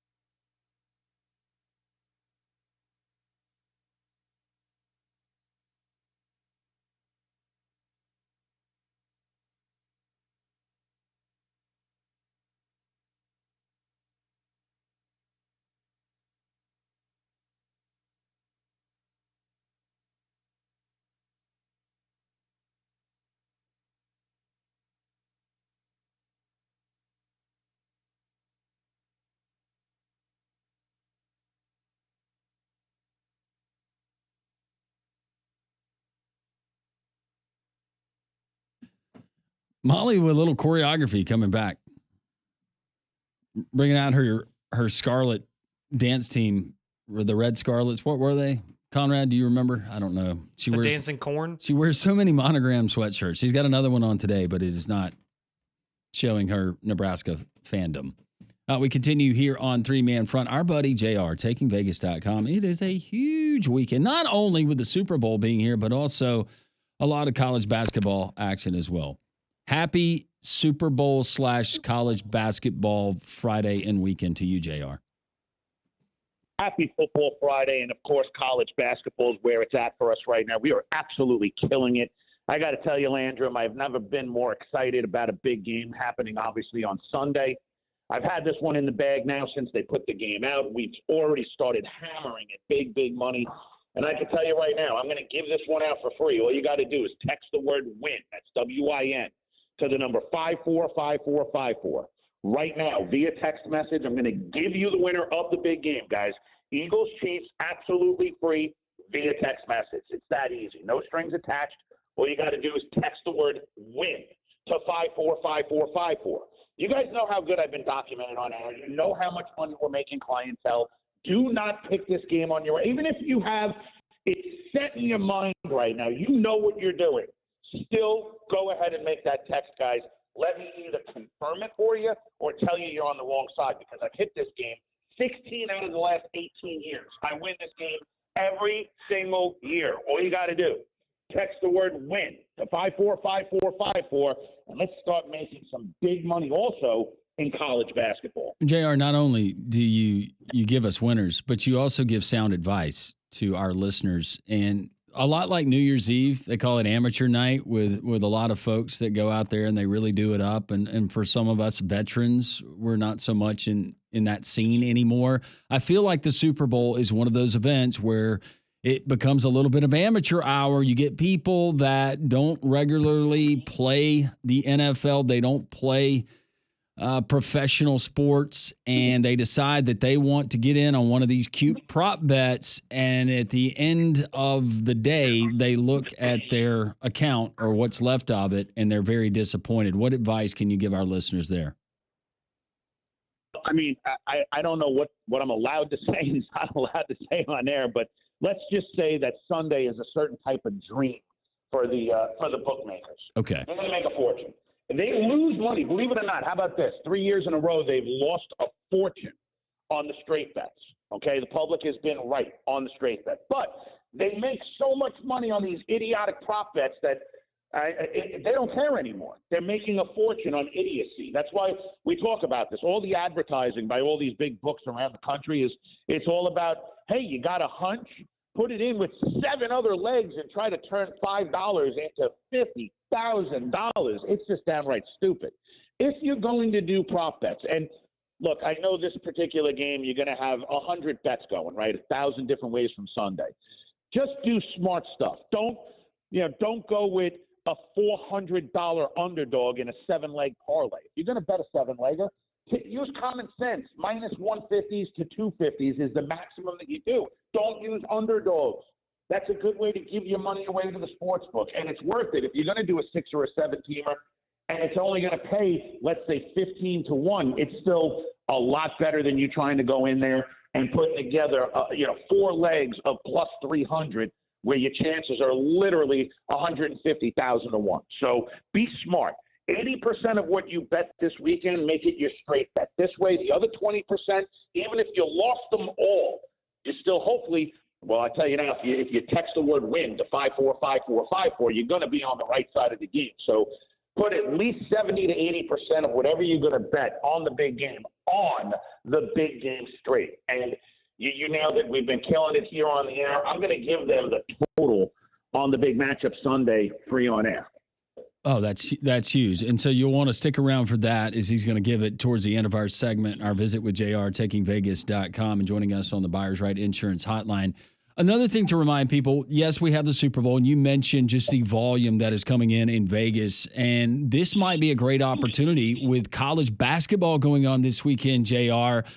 while some of the bookmakers may be focusing all their attention to the big game coming up in New Orleans, you might be able to catch some very, I would say, advantageous lines in college basketball. Your thoughts on that?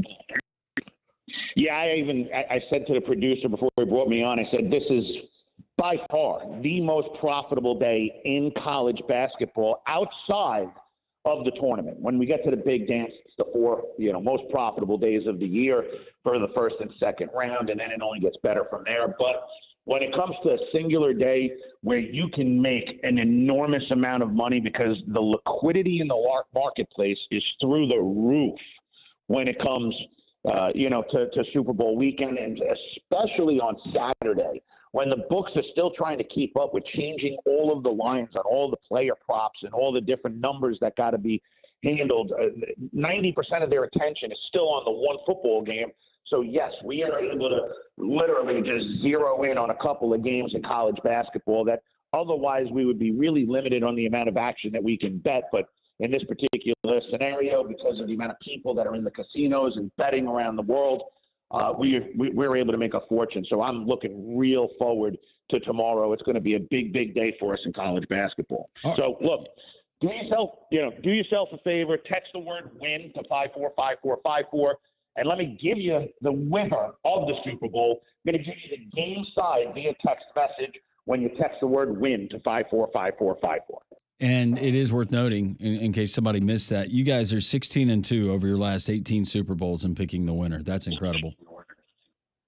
That, you know what, we were trying to think about it the other day, the last time, until I had to go look it up, the last one that we actually lost. And, it's been a while, guys. It's been a while. We're very good at big games in general. Of course, we had Ohio State in the national championship game this year, so just in general, we've always been phenomenal at picking the big game. And the numbers don't lie. I can tell you now, I don't like this year. I love this year's game more than any game I've seen in the last 5 years as far as big matchups like this. So we are making an enormous move, not only personally, but, of course, with all of our clientele. And I am giving it to you for free. I would not normally do that, but I think it speaks volumes to being able to find good clients afterwards. So go ahead and give us a quick text. Just text the word WIN to 545454. Let me give you the winner of the Super Bowl. Give us a winner on the air. You've been so outstanding in your illustrious career here on the show. You've got a free winner you're going to give here on the air, and it is a Super Bowl. I'm guessing that you're going to go total here? I do. I gave you the over in the NFC Championship game, which is another one of the biggest scoring games of the year. And we're doing it again. These are two teams that are going to come out swinging. Defense will look very rusty in the first half. Look for a firing squad up and down the field on both ends. I am looking for it to go way over the 48 points. So get in the over now before it's going to hitch up. The public loves betting the over in the big game. It's 48.5, 48 to 48.5 right now. So get it in and lock it in before it goes to 49 or 49.5. Let's go. Let's do things right, guys. I'm telling you right now. The stronger side, not just saying it, I mean it. It is the game side. Let me give it to you. It's absolutely free. Text the word WIN, W-I-N, to the number 545454. We'll give you the point spread winner, game side winner of the Chiefs-Eagles, absolutely free. And it comes to you via text message. I can't make it easier. Again, text the word WIN to 545454. And more than anything, guys, I know it's a big weekend. Most guys are not going to show up to work on Monday. You're going to all be hungover. But more than anything, just transport yourself safely. Make sure you have a whole lot of fun. And more than anything else, let's go out there and make some money. JR, thank you. I was going to ask you about one of these prop bets. Will any player or coach cry during the national anthem? Come on, man. We're talking about the NFL. Hey, if this was 30 years ago, I'd say not a chance. It would be a 500 to 1. But nowadays, these children, every one of them are a bunch of babies. There's going to be 14 of them crying out there. JR, thank you so much. We always appreciate the time. Enjoy Sunday. I know it's going to be a busy weekend for you, and we will pass the number along once again. Thank you so much. Absolutely. And in case you couldn't tell, I miss old football. That's all that was. I know. So you guys have fun, be safe, and I'll speak to you again in a couple of weeks. Thanks for having me on, Landrum. You got it. That is JR, takingvegas.com. Once again, you can text WIN to 545454. and you get your free Super Bowl winner. Also, he is outstanding in college basketball. I know Conrad can attest to that. I can. These guys, they know what they're doing. We appreciate JR. All of our guests join us on the Buyers Right Insurance Hotline for all of your insurance, financial, and HR needs. It's Buyers Right Insurance, a Higginbotham partner. Do you hear anything that you really liked, Conrad? I saw you writing a lot of stuff down. I'm kind of with JR. I think that while both of these defenses are good, I'm expecting it to be a game that comes down to the last drive or two, potentially even going into overtime, which we almost got the last time they played. So I like the over. I wasn't going to say while he was on the air, but about the crying during the national anthem, I've shed a tear during a national anthem before. Like he said, I would be shocked if no one cried during the national anthem. Sometimes I'm like you, Conrad. I get vulnerable emotionally, but that's okay. It's healthy. That's what Paige tells me. That's what Dorothy tells me. We continue. Blake Lovell, our resident SEC basketball analyst, joins us from Southeastern 16 next.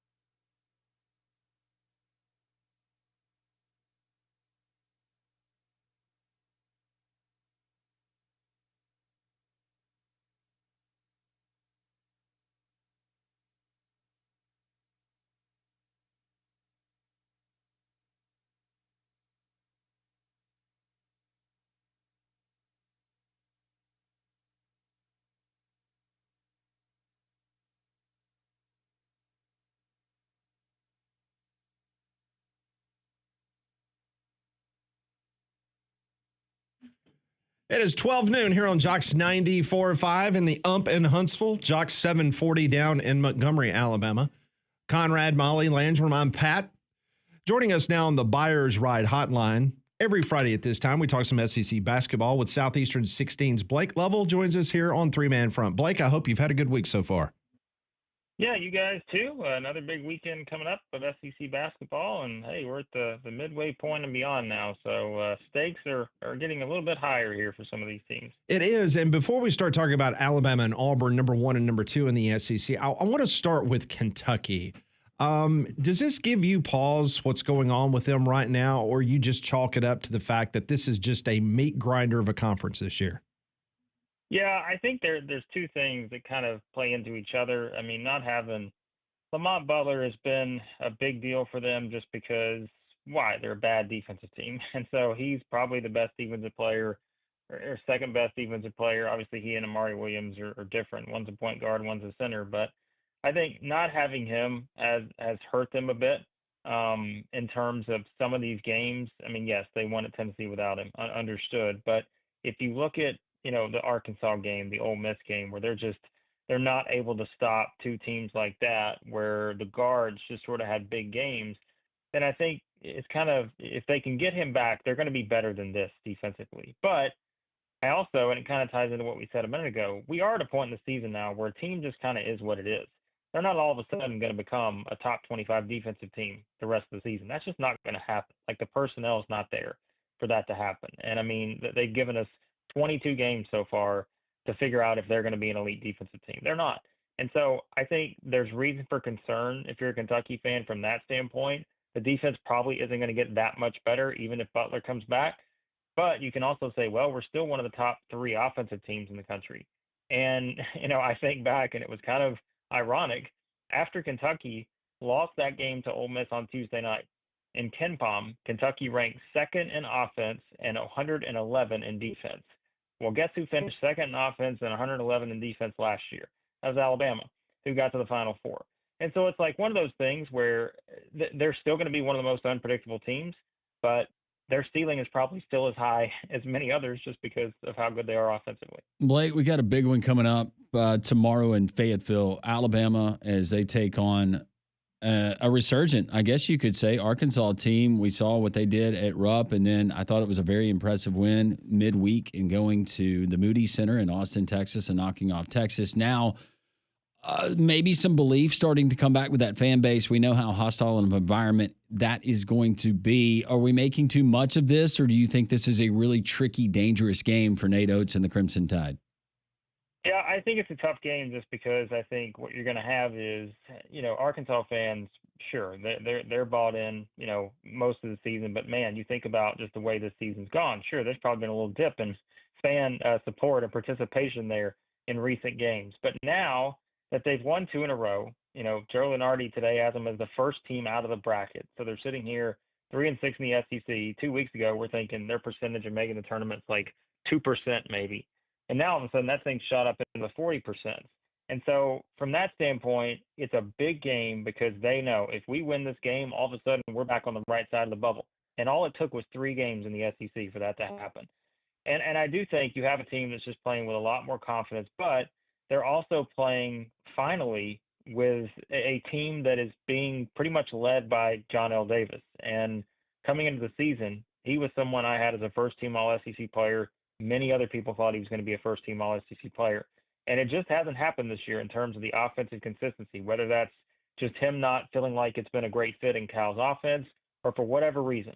But now you look at the last 3 games, 24 points, 18 points, 18 points, and he's hit 10 threes in that stretch. This is not a great Arkansas shooting team, as we know. But if that guy's hitting threes, Big Z's stepping out making threes now, all of a sudden they look like an offensive team I wouldn't want to play. And they're actually have been, most of the season, they've been a pretty good defensive team. That's probably not been talked about enough, but it's just because their record's not been great. So I think it is a tricky game for Alabama because I think you're going to have that place rocking at Bud Walton. But still, I think from a depth standpoint, Alabama just laps Arkansas from that standpoint right now. And I think that's where, what is Alabama really good at? They're good at getting to the free throw line. And I think if they go in and kind of, attack early on, are very physical, yes, I think that's where if you get an Arkansas team in foul trouble, I just don't know if the numbers are there necessarily for them to feel like they're going to be able to match up with Alabama for 40 minutes and win that game. So, Blake, we have a top 10 matchup down on the plains between Auburn and Florida. Florida had an opportunity to go on the road in the SEC, and they laid a big old goose egg up on Rocky Top. Now they're at the toughest place in college basketball, in my opinion, to play the last few years, and that's Neville Arena. What should Auburn fans expect from this Florida team this weekend? That's a great question because, Bruce Pearl said that it was a tough matchup, and I completely agree just from a basketball standpoint, 1 through 5, like that they're as tough of a matchup probably for Auburn is, honestly, maybe any other team in the SEC. Alabama certainly would fit that criteria. We know Tennessee played them tough, but I think you're just looking at the personnel for Florida and the way they play. It is a tough matchup. But I would also add that what should Auburn fans expect? Who knows? Because Florida has been a complete mixed bag on the road.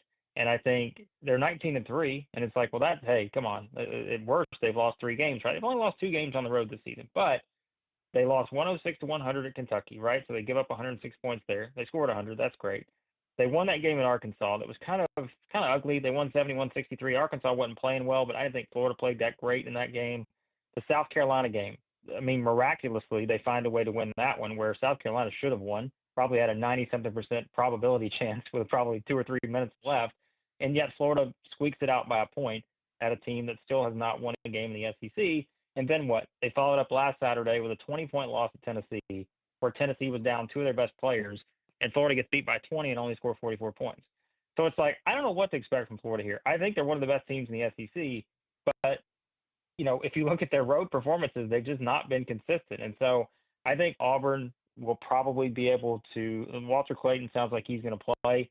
If that's the case, obviously that gives Florida a nice bump on the perimeter. But I think still this comes down to the front court matchup. Florida's front court's probably the second best in the SEC, in my opinion, in terms of just the rotations they're running right now. I mean, again, Alabama would be in there, but Auburn's 1, Florida 2, Alabama, 2A, 2B, whatever with Florida. But I think that's where this game's going to be won. And to me, Auburn's the kind of team that can probably limit Florida's second chance opportunities. Florida's such a great offensive rebounding team. And I think with Broome and company and Cardwell and Johnson, all those guys, if they can do that, I think Auburn's going to be fine in this matchup. All right, another team, and you mentioned them, the Tennessee Vols, and at times it's been kind of tough to figure this team out. They've got to travel on the road to Norman, Oklahoma to take on the Oklahoma Sooners, who shoot it very, very well. They do have deficiencies. Is this a raise the red flag, upset alert type of game for Rick Barnes and the Vols? It's interesting because we always do our picks at Southeastern 16, and we did have someone on our staff pick this as the upset pick of the week. And I think if you look at it from the standpoint of, like we just said with Florida, right, they've been kind of a mixed bag on the road. I think some people may think the same about Tennessee, but if you dive a little bit deeper, I think Tennessee's actually been better on the road than people think. Sure, they have 3 road losses. They lost that game by 30 at Florida, but that's been a complete outlier. Basically lost at the buzzer at Vanderbilt, lost by 2 at Auburn, which, played Auburn as well as anybody's played them. And I think that gives me a little more confidence in Tennessee now hitting the road. It does seem like, and look, they won that game in Illinois earlier in the year too. That was a very impressive win at the time. In Louisville, that win's looking better these days. So I think Tennessee's been better, maybe one of the best road teams in the SEC, despite losing some games just in terms of performance. And so I think this is one where Oklahoma, like many teams, they play better at home. And I think offensively, they are a really good offensive team. And you think, I know we're all thinking the same thing. It's like, all right, Tennessee's about to go out there, and what if they have one of those 6-minute stretches where they don't score?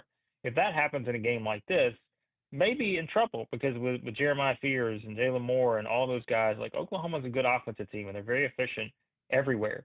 But something that Oklahoma is not great at is taking care of the ball at times. And I think with Tennessee's pressure defense and the way that Tennessee can kind of dictate a game with the way, the physicality they play with, I just think the front court of Tennessee is probably going to be the difference here. Milicic, the more involved he gets, they're better. Akpara, we know, is just a beast in terms of what he can do defensively. I think that's the difference. But look, Tennessee offensively has given us reasons to kind of pause at times.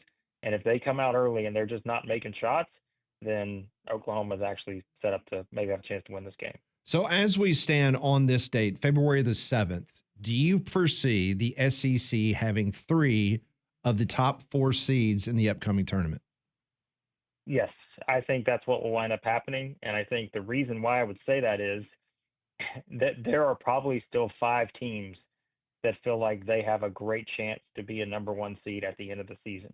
And look, I don't think there obviously is a scenario where Auburn or Alabama could get knocked off depending on if they hit a rough stretch here, but they've given us no reason to believe that's going to happen. So to me, Auburn, Alabama, you'd be more surprised than not if they're not number 1 seeds. Then it comes down to, I think, Tennessee, Florida, and Texas A&M, which I know may surprise some people, but A&M has one of the best resumes, I think, of any teams in the country, not named Auburn or Alabama right now. And I think when you look at their body of work, if A&M were to go on the road tomorrow and win at Missouri, That gives them another huge win. And right now, I think Lenardi had him on the 2 line. He's not the only one. I think a lot of people have moved him up to the number 2 seed right now. And if A&M were to finish strong here, now keep in mind that would include, let's say they win. I mean, they still have 2 home games against Tennessee and Auburn. If they win one or even both of those, right? I mean, that is all of a sudden a resume that is just kind of unbreakable, assuming that they win the games they're supposed to win everywhere else. And so I would say A&M, Florida, Tennessee would all have a great chance, depending on who are the teams that win the games between those, right? We know Florida and Tennessee have split, but A&M still gets to play both of them.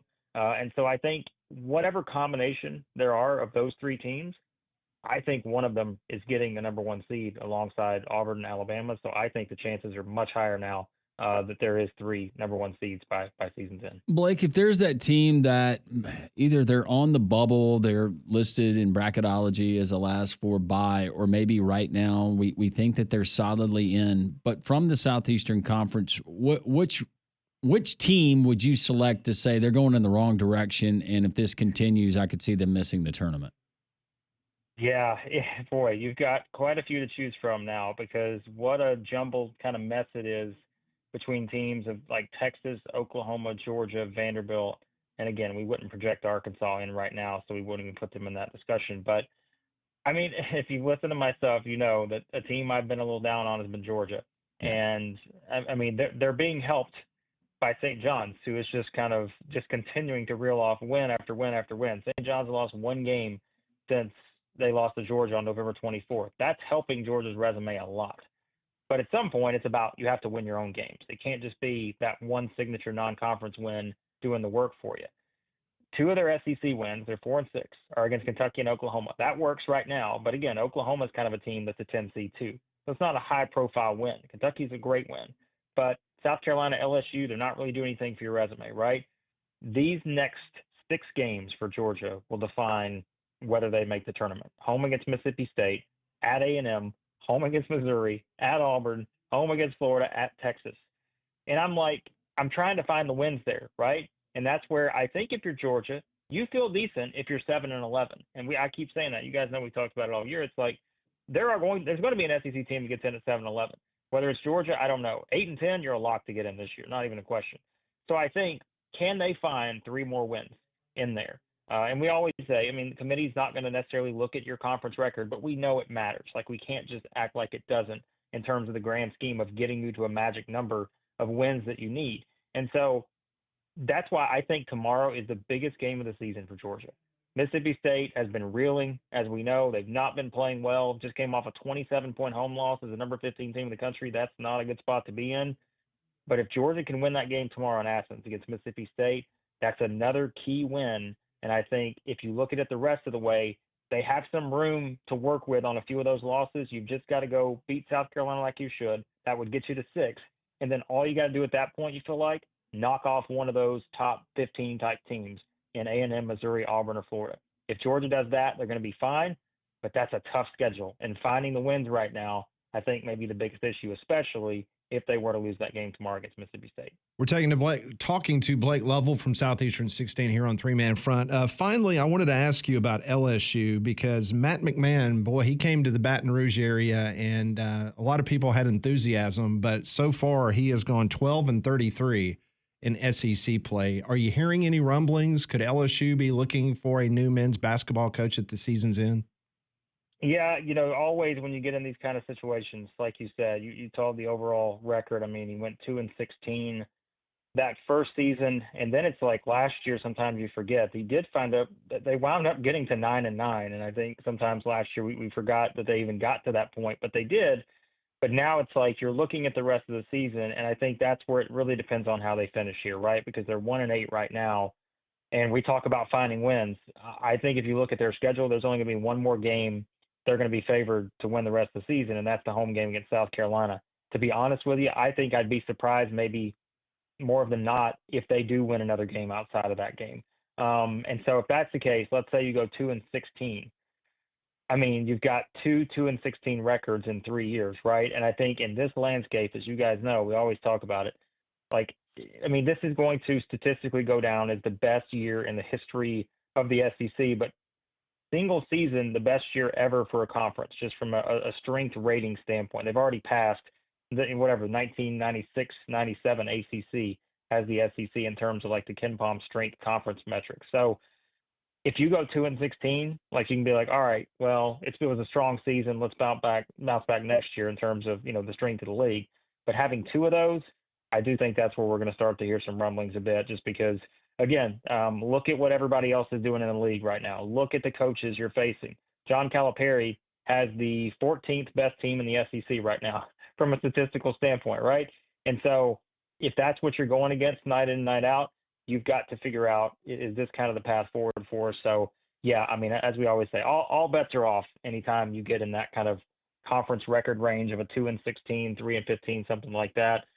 So, yeah, it would not be an ideal spot for LSU. All right, Blake, as always, great information. You can follow all of Blake's work right there at Southeastern 16. Just incredible videos, great coverage of the Southeastern Conference. Look forward to catching up with you next Friday. Have a great week. Sounds good. Thanks, guys. Thanks. That's Blake Lovell joining us on the Buyers Right Hotline for all your insurance, financial, and HR needs. It's Buyers Right Insurance, a Higginbotham partner. Mandu in downtown Homewood, it's electrical muscle stimulation fitness. First thing you need to know when you go into Mandu in downtown Homewood, your first visit is free. They're going to put you into a suit, hook you up to a machine that puts you through a 15-minute workout. That's right. It's just 15 minutes, and you're going to feel better. Mandu's whole body electrical muscle stimulation workout. It features safe and low impact flexing and stretching movements, a 15-minute workout that is equal to 6 to 8 hours in the gym. The benefits of personal training at a fraction of the cost, suitable for all fitness levels, all the way from professional athletes to senior citizens, custom guided workouts and coaching from professional personal trainers. It's FDA cleared electrical muscle stimulation technology. That means it's safe for people like me and you. You're going to see results, whether it's muscle mass and strength, flexibility and balance, performance, metabolism, all that good stuff. It's Mandu in downtown Homewood, MANDUU.com. Follow them on social media at Mandu Homewood. They're on Facebook and also on Instagram. We appreciate Paul and the gang, and make sure you tell them Landrum sent you. Mike Newton and Michael Mays. Michael Mays, the son of Willie Mays. Mike Newton from the Friends of Rickwood. They'll be joining us in studio momentarily. This is Three Man Front on Jocks 94.5.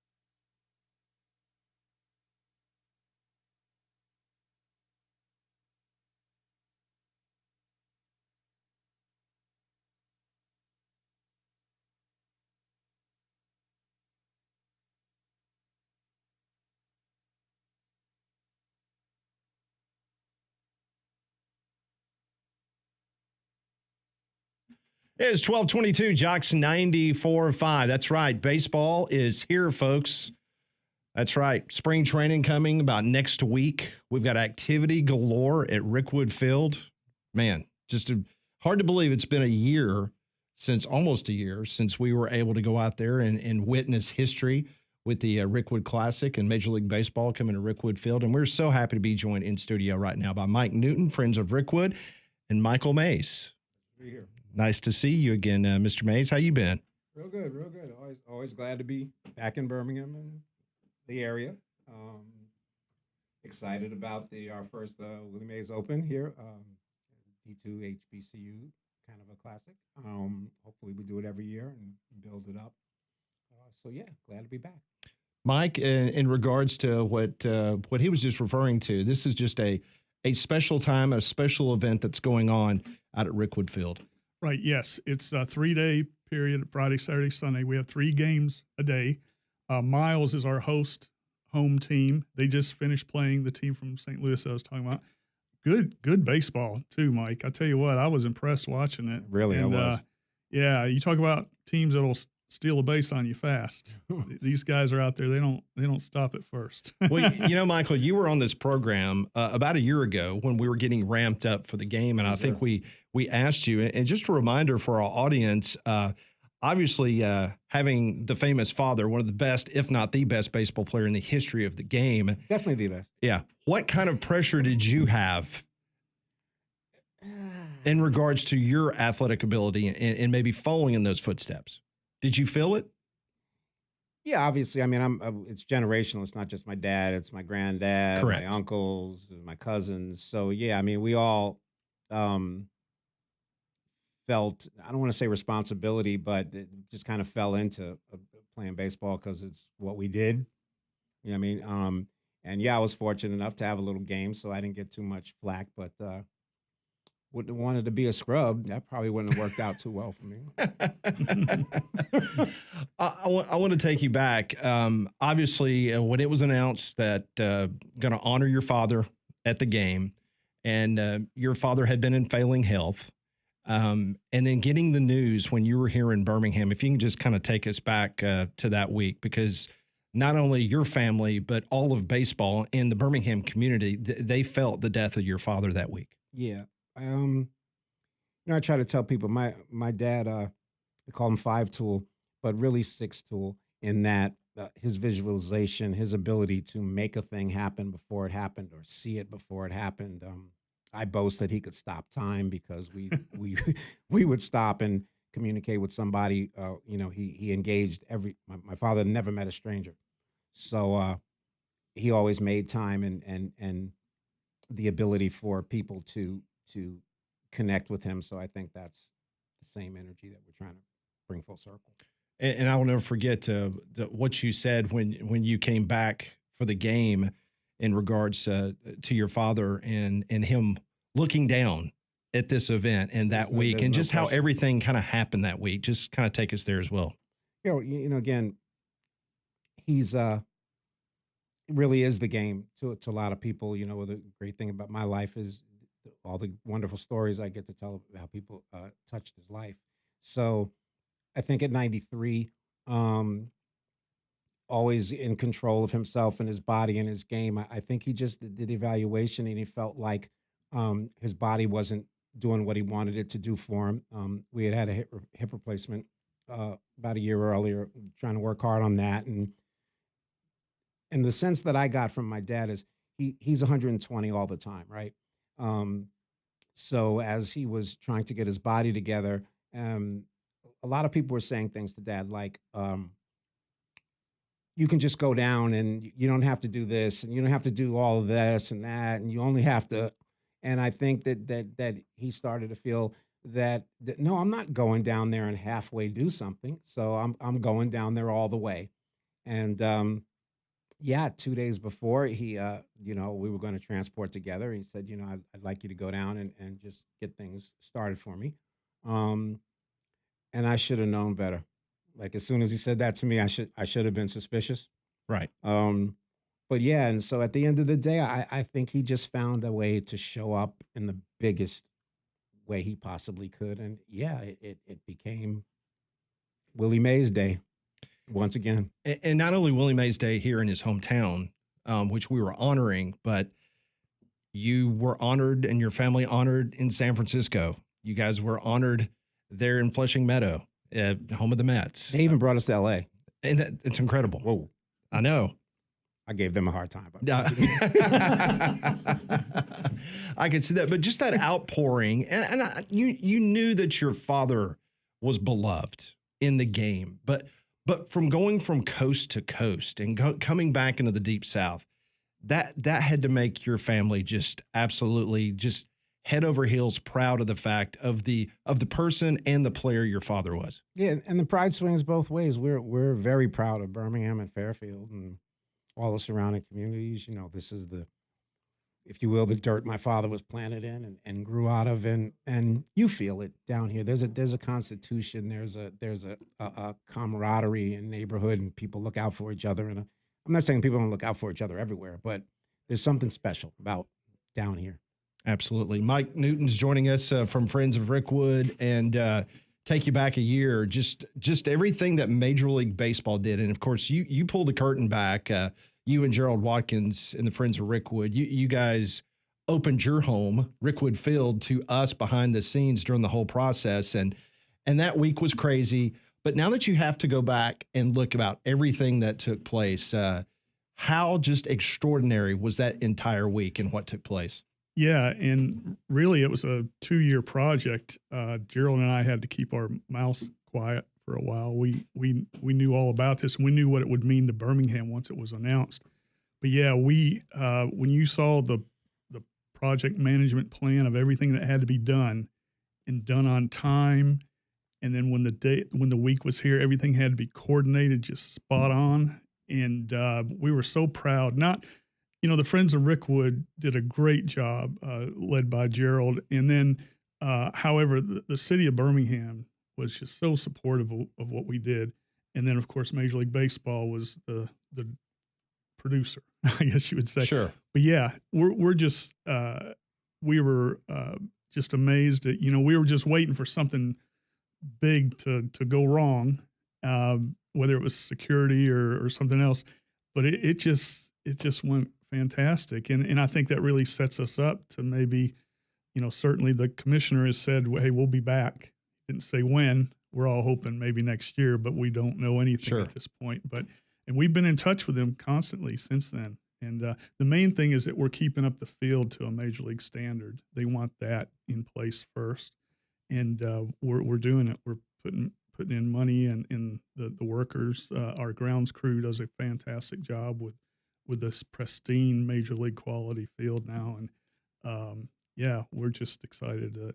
And Mike and I were talking about a year ago, we need to do a t-shirt that said, if you renovate it, they will come.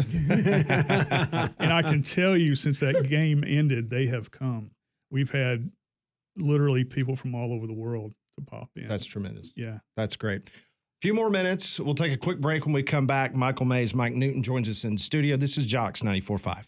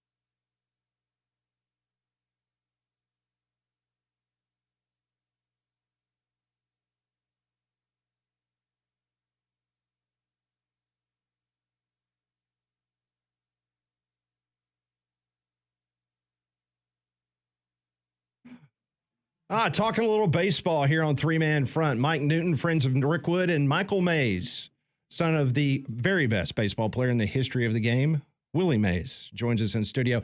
Mike, we've got a special tournament going on this weekend out at Rickwood. Why don't you tell our listeners what's going on? Yeah, so it's the Willie Mays Open. It's to honor Willie's name, and Miles is our host team. We've got 5 other teams from around the Southeast. Stillman from Tuscaloosa is up here. We've got a team from New Orleans, South Carolina, St. Louis, and Southern University's here from New Orleans. It's good baseball, too. It's a $15 all-day ticket if you want an all-weekend pass. I believe it's $30. I don't know. But, it's we had a decent crowd out there this morning. It was beautiful baseball weather, isn't it, Michael? It is. It's good. But we need to get a lot more people out there. So one of the reasons I'm here today is to make sure that tomorrow we see a lot more folks out there. Like Mike says, there's some great baseball. You need to come out there and see what's going on. And don't worry about the $15. You show up, I got you. There you go. There you go. There you go. So I found out during the break, and it's interesting because my partner on this radio show, Landrum Roberts, he's done a little bat boy action himself for the Birmingham Barons. Mm-hmm. And by the way, he was fired after day 1 because he didn't do a very good job. But I understand that you had a 4-year run as a bat boy for the New York Mets in the early 70s. And if I'm not mistaken, your father wrapped up his career on the 73 team that played in the World Series. So kind of take us back and how that worked out, you as being a bat boy for the Mets. Okay, I'm a little scarred here because I was there when Yogi didn't put the bat in Dad's hand at the 9th inning, and I digress. But yeah, no, a blast. I lived near the ballpark. I used to ride my bike over.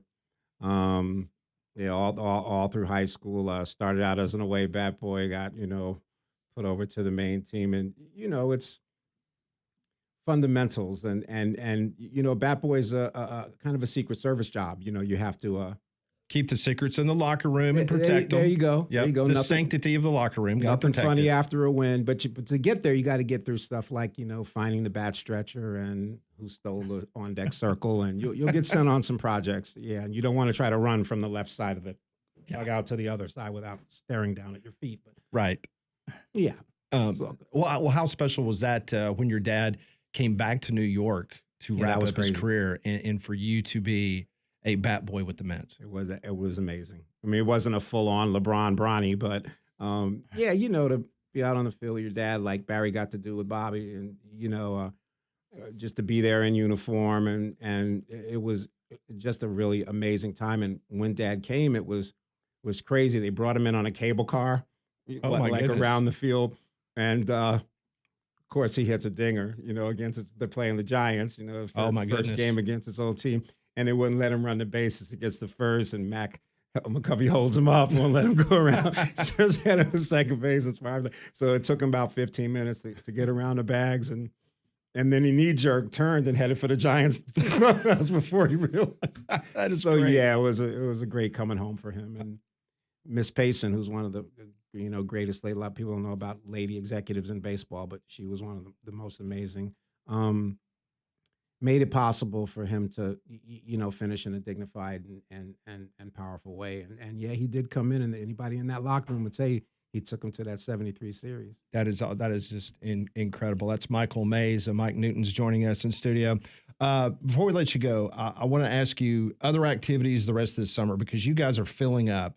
A lot of things going on this summer at Rickwood. Yes, we are almost booked through August as far as weekends are concerned, but after the Willie Mays Open here this weekend, we've got Troy coming in town March 18th to play UAB. Oh, very nice. Yeah, UAB class, and Troy is ranked the top 25 team this year, so UAB will have their hands full that day. We're going to have an open house for the public on April 12th. This is where we say, hey, I know you weren't able to come to the game week last year, and this is a free admission. Come visit the park. We'll have tour groups there.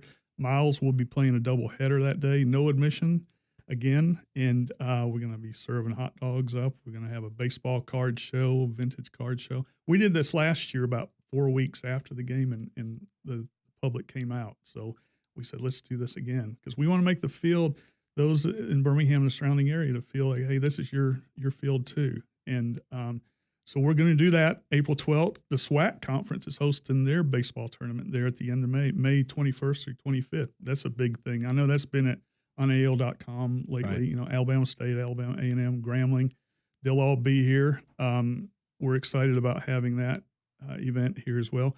The Barons are coming back June 4th to play the Rocket City Trash Pandas right up the road from us in Huntsville.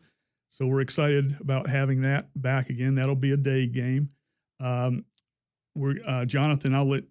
will announce we're going to have a Hall of Fame guest there that day, which is I am aware. Yeah, I'm aware. So, I will keep it tight-lipped for now. Keep it tight-lipped. We'll let Jonathan have that. Yeah, I am aware. Pleasure.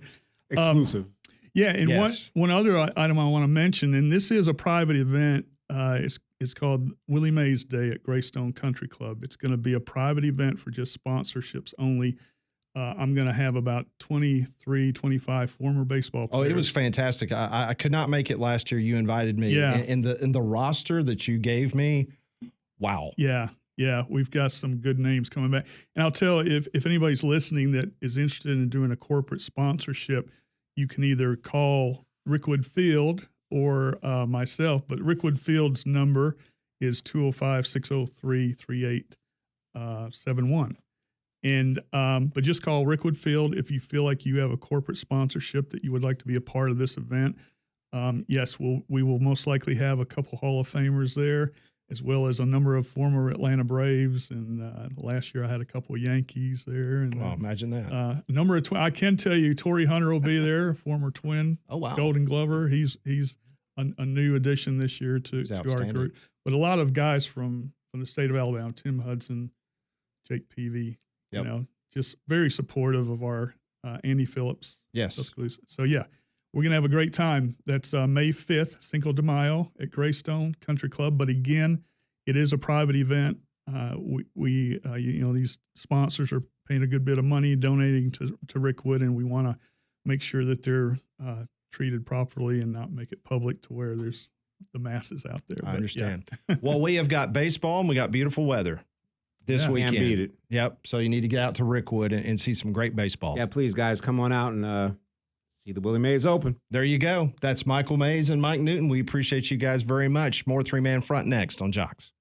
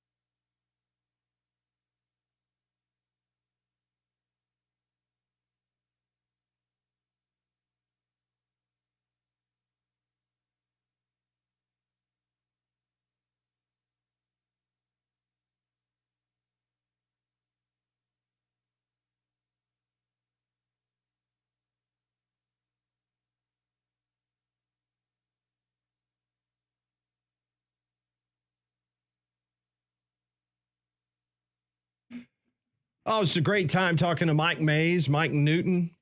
Go out and see some great baseball this week. It's going to be beautiful. Do that yard work early in the morning.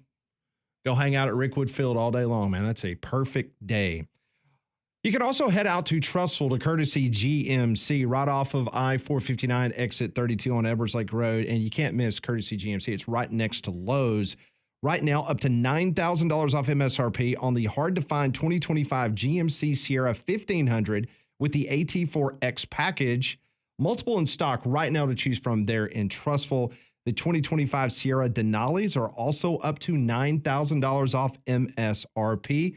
Don't forget about the Acadias, the Terrains, the Yukon XLs, the Denali package, whatever package you need, they've got it right there in Trussville. And don't forget, they have 50 certified used vehicles on the ground right now, ready to go. All makes, all models.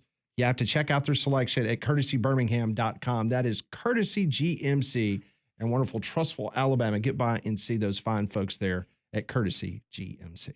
What a fun visit that was, right? Oh, yeah. Sorry I had to throw you under the bus about you getting fired from the Barons, being a bat boy. Sorry about that. Did I get fired? I thought I got invited back. No, that's what Conrad told me. Oh, He said you'd been Conrad doesn't fired. know. Thought they let you honorably resign. Mm-mm. It was talking- one of those situations. I think that was exactly what it was. Yeah. We mutually agreed to part ways, Oh. but they'll still have me back. Your for the- contract was not renewed. I'll still come back for the Bat Boy reunion and some of the events that we have periodically. I mean, throughout how the year. cool was that? He was a bat boy for the Mets, and then his dad comes back Yeah. and wraps up his career with the Mets. Very cool. And he rode his bike to Shea Stadium to be the bat boy. No, that's incredible. I thought it was funny. He was talking about his Swiss Mountain Dog that he brought with him. Yeah, you were already doing some research on his Yeah, dog. they're big as a horse. Says that the They really are. A Swiss mountain dog? yeah. So the size of these things, Conrad, a small one weighs 85 pounds, but they can get up to 140 pounds. Really big dogs, but they're beautiful dogs. Yeah, that's a big boy. It's a beautiful breed, though. Yeah. And he was telling us off the air. He said, I always thought it was funny that he said, my dad, talking about Willie Mays, had these big hands, these Willie Mays. And he said he always had a poodle. Yeah. And a pink car. A pink Cadillac. A pink Cadillac. A pink Cadillac and a poodle. That was fun. We appreciate our friends at Rickwood and all that they do. Oh, absolutely. And it's so great to hear because, having as many activities, and that was the purpose of Major League Baseball coming back into Birmingham and doing what they did in conjunction with the Friends of Rickwood and the city of Birmingham is to basically rebuild the field and rebuild the confines. And by doing that, you have breathed life into this facility for hopefully the next 50 years or more, and, we were blown away when we were there, all the things that they did to improve it, but it takes a lot of resources and money to be able to keep that field to the standard that it needs to if Major League Baseball is ever going to want to come back here. Yes, for sure. No doubt. That whole week, it was surreal. It really was. And I know that sometimes that word is overused, but it was surreal. And I think I said it back in June when it was happening. But doing what we're doing, we're so fortunate and blessed, just blessed to be able to do this every single day. And the people that we get to meet in the course of doing this. But that week for me was total fanboy experience. Very much so. Awesome. And just having the access, and I know we kind of bragged about it the week of the game, but nobody else in America had the access that we did. We're the only radio station to broadcast. Yeah. From Rickwood. I will never forget some of the TV guys here locally were like, how are you guys in there? Like they will not let us in until like 3:00 in the afternoon every single day. But we were fortunate enough that we were given pretty much free reign in regards to going where we wanted to go and do what we needed to do. And it was an honor. It was a humbling experience to be able to have that access. And, I just wish that I would have smarted off to the owner of the Cardinals a little bit more than being a good community. Knowing what you know now. Yeah. Maybe even take a swing at it. I think kept her cool. Molly held me back. It was tough. I wanted to unleash, and she was like, "Don't do that." Like, be professional. Yeah, but don't You're do that. representing the brand. That's right, for the brand. Yeah. Hashtag. They need to invite you to a game in a box suite, and that's when you unleash it on them. Yes, Yeah. that's exactly. Get something when out that of it happens. first. Yeah. If I'd have known what I know now, right?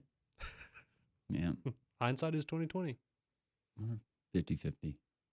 Depends on who you ask. Yeah. It was Pat Dye was one Yep. thing. Somebody else who it'd be another. And the first one that you said, that was, God rest his soul, Toby Keith's song. Yeah, it was. Yeah. Coming up at the top of the hour, Dave Mason's going to join us from betonline.ag. All sorts of prop bets going on. We'll just get his thoughts. You already heard JR just about an hour ago give us his thoughts on the Super Bowl.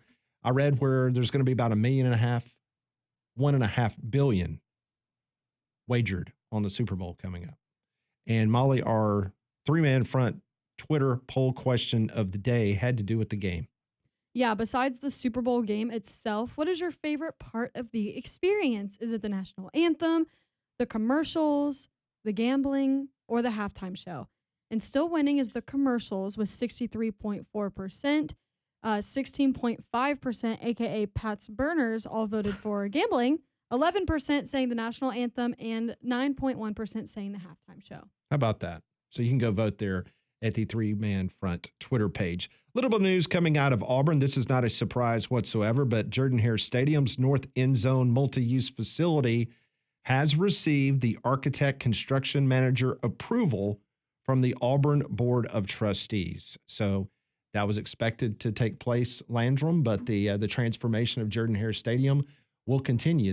We've seen cranes and we've seen a lot of work already being done, not only there at Jordan-Hare Stadium, but man, Plainsman's Park, man, people are going to be blown away when they say what they've done inside there. But a lot of moving parts going on at Auburn. I know where I would be at the new Plainsman Park, and that addition, it'd be above that green wall. Yep. With that, what do they call it? It's standing room, but you have the little bar top that runs. Kind of like it is at Protective. Yeah.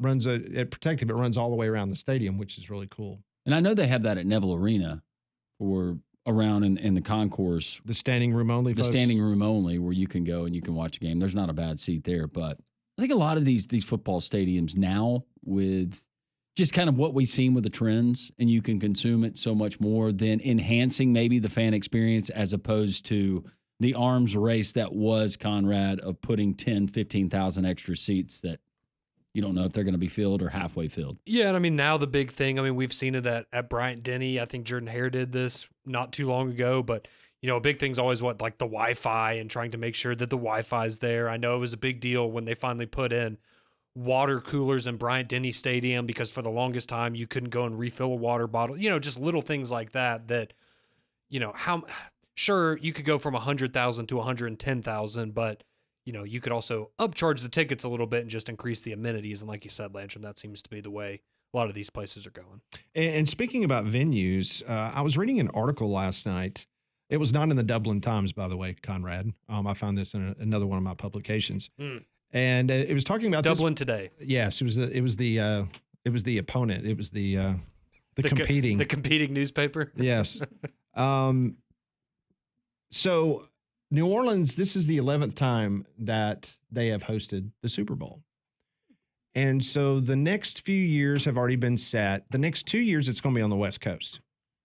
They're going to Santa Clara next year. Yeah. Got to put something in that stadium, right? Yeah. So they're going there next year, SoFi, and then 3 years from now, it will be in Atlanta at Mercedes-Benz Stadium. Now, a lot of talk about what the future may hold for New Orleans, and they have done a $550 million renovation of the Superdome. But I have been reading that there have been major concerns, and I think that's another reason why they are just going over the top, which this is a top event no matter where you have it. But obviously the terrible situation that took place, the death, the attack in the truck by that individual of the Sugar Bowl, that has obviously left that city looking at everything from a security standpoint. Also, I was reading where there's not enough hotel rooms in New Orleans. But they have 35,000 parking spots. They do have that. They do have that, but yes, there are serious concerns about hotel space. And they're also pointing out that basically everyone there that is covering the event media wise, they're set up in a parking deck next to the Superdome. Okay. Not ideal. At least you're in a parking deck. And I'm not saying this because we're members of the media and it's like all about us, because it's not. But when you are there trying to cover an event, whether you're trying to do a live shot or you're just trying to cover the event for whatever publication or media outlet you have, you want to try to make it as, nice as possible. And you were standing in a parking deck. This is different than when I was hiding out in a parking deck waiting on Brian Harson to arrive. Correct. Downtown Birmingham. Because Yes. if you go to Glendale, I mean, I'll just tell you, Glendale, the city, is not very impressive. And, it's just not. But the way they built that stadium is right across the street. They have an entertainment district. Yeah. And across it, that's where they used to play their NHL hockey years ago in that arena. And they had a wonderful area of restaurants and bars and things like that. Well, they literally built a 3-story building just for media that overlooked the stadium. So anytime you saw a live shot, you're standing on a patio that was built, and it was the media center. It was wired for everything. And that's basically where you camped out all week for either a bowl game, national championship game, or a Super Bowl. We wouldn't have this problem at Protective Stadium. The parking issue, yes, that might be a problem, but Legacy right next door, you set them up at Topgolf. Oh, yeah. That wouldn't be a problem. But that's a lot of questions whether New Orleans will get an opportunity, which I'm sure they will, but we'll wait and see. We'll talk about the Super Bowl next with Dave Mason, betonline.ag. That is next.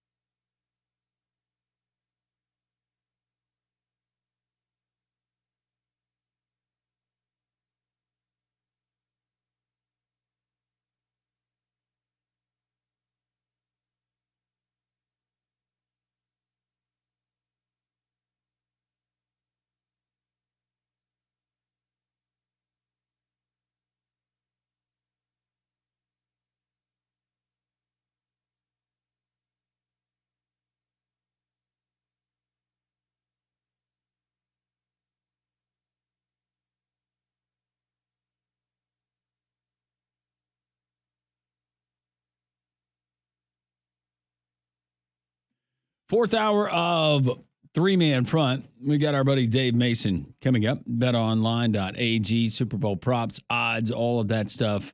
Some of the interesting things outside of the game leading up to Sunday's big game there in New Orleans. Well, right here in the state of Alabama, we have second-generation masonry, secondgenerationmasonry.com. If you're looking to improve your outdoor living area, your landscape, you can do it with these folks, from landscapes, walls to stone patios, garden steps, any kind of feature outside that's going to add more curb appeal. And with the warmer months and the warmer weather coming up, and we're almost already there with spring approaching, but just in time for summer especially, you're going to want to entertain. And there's all kinds of different things that second generation masonry can do. Outdoor fire pits, maybe if you're looking to add an outdoor kitchen area, you can do that as well. Second generation masonry. Go to secondgenerationmasonry.com, both residential and commercial construction. Look at some of the completed projects. Get your free quote today.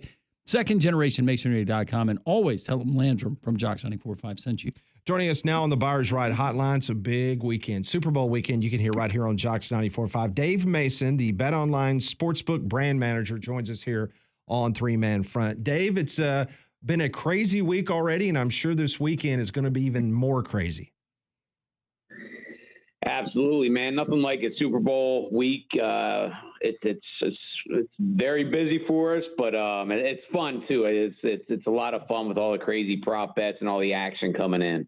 I was going to start there, if you don't mind, because I saw one of your tweets last night in which one of the prop bets involved Kelsey's mom, but over 1,000 prop bets. Tell us the process, how you guys create all these prop bets. Yeah, well, there's all sorts of different prop bets. The standard ones go up first. They go up after the conference championship games. You know, the over-under, Patrick Mahomes, passing yards, touchdowns, all the player props, the player to score first touchdown. That all goes in our props builder. That's easy for us. We have all that information, all those stats, all that data from a season's worth of games. But for the more unique stuff that, you know, you see during the Super Bowl, all the crazy stuff, that starts last week after the conference championship games. A bunch of us, probably about 8 of us on an email thread, just toss around ideas. And a lot of these ideas we've been thinking about for months, but we're just waiting on the darn teams. And, you know, we fire back and forth for a few days, come up with a huge list. Then we start pricing those up. And then, you know, early in this week, late last week and then early this week, we start making them live on our site. You know, it's a long process. It's a tedious process. There's a lot of typing, and you have to be on point, not only with the odds, but all the wording, so you don't leave any loopholes open. So it takes a while, but and stuff will pop in our mind too. You know, you're just watching a show and they're talking about something else, like, oh, that deserves a prop, and we add another one. So it's nonstop. When you're assigning odds to these crazy prop bets, like I'm going through more of the list, and I'd already seen some, but what kind of animal may enter the field of play, whether it be a squirrel or a mouse or whatever? How are you actually assigning values to that? Yeah, I mean, like I said, it's easy for us to do on like a passing yardage, right? But when we're talking about some of this other wacky stuff, it's just pretty much a few of us with an opinion. And, you know, if I could write a book on some of the conversations we've had, and I guess I should have kind of copied some of those conversations or phone calls or something, because they get kind of funny. You know, the other day we're debating on, you know, Kendrick Lamar singing the halftime show, and will he show a nipple? Will one of his nipples be exposed? So just debating over that, you know. And this morning we're debating what cleavage is. One guy didn't agree with our definition, and it's like we're having these really deep conversations, and then we're just like, what the hell are we doing? You know, but that's how it goes pretty much with some of that stuff. It's just a few guys with opinion just bantering back and forth and coming up with a number, and you take bets and see where it goes. All right. So outside the MVP and the first touchdown scored, and you kind of touched on a couple of others, what kind of game related props have seen a lot of action so far? Game related, again, the big players going over, you know, Saquon Barkley, touchdown, over rushing yards, Patrick Mahomes, touchdowns, over passing yards, that kind of stuff. But when you talk about more of the funky stuff, the exotic stuff, coin toss always takes on a ton of bets. Not a lot of money, but a ton of bets. I say it every year. If you've ever been in a brick and mortar sports book for the Super Bowl, one of the loudest cheers you hear all game, if not the loudest, is when they flip that coin, because everybody in that sports book has a couple bucks on the coin flip. National anthem length of time. That's another big one. Another big one, it's been around for years. When it came out, it was like the most original thing ever, but it's been around for years, is the color of the liquid, a.k.a. Gatorade, poured on the winning coach's head. So those are a few. Yes to be a safety, yes to be overtime. Those are always popular. So it goes on and on and on. I want to go back to the prop bets with Taylor Swift specifically, because there's some crazy ones out there. What are some of the crazy ones that you can think of off the top of your head that you could share with our listeners? Well, yeah, we have like 89 Taylor Swift props. It just goes on and on and on. Will Donna Kelsey hug Taylor Swift? Yes, no. Who will be sitting next to Taylor Swift on the first live shot? Donna Kelsey's a favorite there. Then Blake Lively, Scott Swift, Ryan Reynolds, all the way down to the what else? I mean, there's just so many. There's one that's Chiefs win and Swift announces pregnancy. Yeah, there's also absolutely. There's one where Travis Kelce proposed to her afterwards. That's our biggest liability. People are betting that he'll propose after the game, and it's just. The one taking the most action is, there's just so many. I mean, dozens of them, and they all get bet too. Well, I am interested because we're talking to Dave Mason, by the way, from Bet Online Sportsbook brand manager here on Three Man Front, talking about the upcoming Super Bowl and obviously the Vegas side of things. What would you say the percentage breakdown is on money bet on the spread total as opposed to props? Yeah, I'll include the money line there because that's as popular. That's the big three, as I call them: spread, total, money line. During a regular NFL game, the spread, total, money line, and when you incorporate the parlays and the teasers, that probably takes 80% of your action, a little bit more. But during the Super Bowl, it's about cut 50-50. There's just so many props, so much money on these props, and now you got the same game parlays on those props too. That you go in our props builder, and that's where all the player props are, the more traditional stuff, and you can parlay them all up for a big score. So people love those, and that just increases the action a lot more. How much does the matchup with the teams involved dictate volume from the betting public? It does. I mean, the more, I guess, sexy the teams are, more action comes in. I mean, I'm reading all sorts of people saying that they're not watching the Super Bowl this year because the Chiefs are on it, but all those people we tuned in, I guarantee that. But it's a good storyline. Chiefs going for a three-peat. Philly's looking for revenge from a couple years ago. Both exciting teams, both great teams. So absolutely, and a lot of exciting players too. And the exciting players just that's when people are betting those player props too, like Barkley. I mean, like I said, the guy's just incredible, and he's just taking on so much action in the player props. In regards to the movement of the line, how much have we seen over the course of this week as we get closer to the game? How much do you anticipate it moving, if at all? Yeah, it's not going to move much. It might move a half a point. It hasn't really moved too much from the openers. The spread opened 1.5. It went up to 2, then back down to 1.5 for a while. And this a couple nights ago, 2-3 nights ago, it went down to 1. Chiefs favored by 1. 55% of the cash is on KC. Money line's dipping a little bit. KC's down to -118. And the total went up to 50, and then now it's 48.5. It got bet down by sharps at under 50, under 49.5, and even a little bit on under 49. That is great stuff. That is Dave Mason, Bet Online Sportsbook brand manager. I know it's crazy. I know it's busy. We appreciate you joining us for a few minutes. It is some great information and some great prop bets and other things that, of course, you can find there at Bet Online. Thanks so much, Dave. Hope to talk to you again soon. Thank you. Take care. Appreciate it very much. Dave joined us on the Buyers Right Hotline for all your insurance, financial, and HR needs. It's Buyers Right Insurance, a Higginbotham partner. Well, Easy Hemp Company is a refreshing new beverage that's reliably microdosed with 3 milligrams of D9 THC and 3 milligrams of CBD per serving. It's also non alcoholic and free of any of those added sugars, so you're not going to have to worry about any day after hangover effects. Plus, it's delicious and a great way for you to stay hydrated as we approach the warmer months here in Alabama. Easy Hemp Company is based right here in Birmingham, Alabama, and if you're looking for a social buzz with no regrets, look no further than Easy Hemp Company. They're available at Piggly Wigglies across the state, or visit them online at easyhempco.com to have it shipped directly to you, or use their Easy Finder map to find a location near you. Coming up next on Three Man Front, we're going to do a larger version of Pat Ponders, a special Super Bowl A grande edition of Three Man Front. I've got 10 questions. What?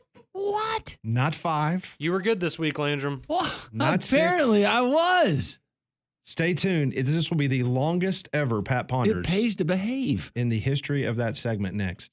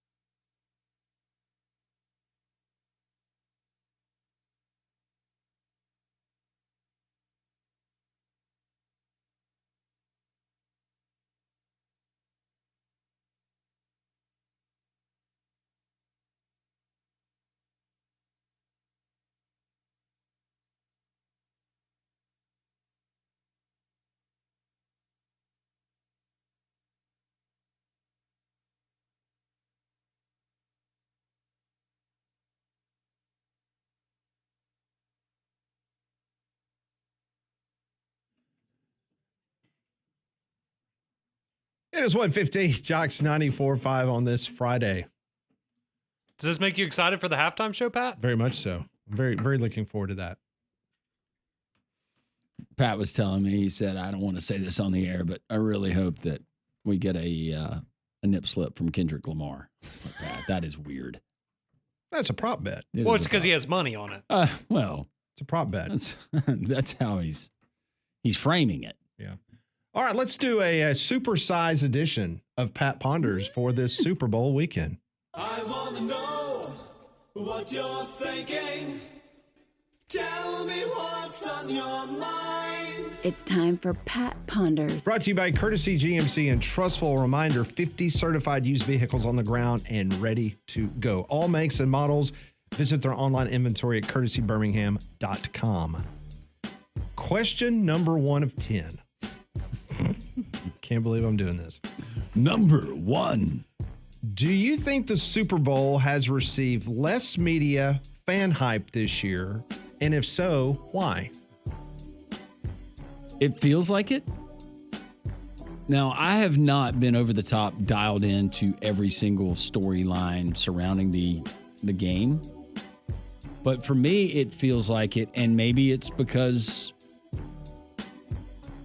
I can only go with Chiefs fatigue. Yeah, I think it's the Chiefs fatigue. Plus, last year, you had the excitement. Again, I know people don't like to hear about it, but you had the Taylor Swift element, and it was still a little more fresh. And so, as we talked about, you had a lot of female viewers that you didn't have before, and that kind of drummed up some excitement. But yeah, I think it's a game we saw 2 years ago. I think people are just kind of tired of seeing the Chiefs do what they do, and it's not. The other thing, I think I mentioned this earlier in the week, is the Chiefs aren't as fun to watch as they used to be in terms of they're not as explosive offensively. They're more defensive-centric now and kind of dink and dunk with Patrick Mahomes. So I think that adds to it, too. Yeah, with all the drama revolving around the Chiefs, too. And I know a lot of people wanted the Bills and the Eagles, or the Bills and the Commanders. But, we get the Chiefs and the Eagles again. Like Conrad said, the same matchup that we got 2 years ago. And, with the whole Taylor Swift thing last year, it was fun because the relationship was fresh. Oh my gosh, like Taylor Swift, her first year dating Travis Kelce, she's going to the Super Bowl. And now it's just kind of like, okay, again. Yeah, we're over it. Yeah. We're over her entire career. Are we? No. Okay. If it was the Bills, though, can you imagine? Oh, yeah. Yeah, it would be off the chain. No doubt. All right, question number 2. The 3 of you have been given access to a suite at Sunday's Super Bowl. Each of you can invite one person from your immediate family and any 3 non-family members to attend the big game. Now, those 3 non-family invites, they will accept regardless of their fame or fortune. So in other words, anybody in the world, they will accept. Who are the 3 you want to be in your suite? Paige and you 3 guys, obviously. I'm going to go my wife. Well, that's understandable. That's immediate family. Dave Portnoy. Okay. 2 more. That's good because he's been banned. Exactly. So. That's a good answer. I will go. Ooh.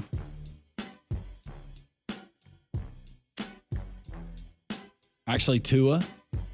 So he can watch a former teammate compete for an actual Super Bowl. I thought you were going to say because he's never going to get to play in one himself. Well, that too. Thank you, Conrad. And then number 3, I am going to go. I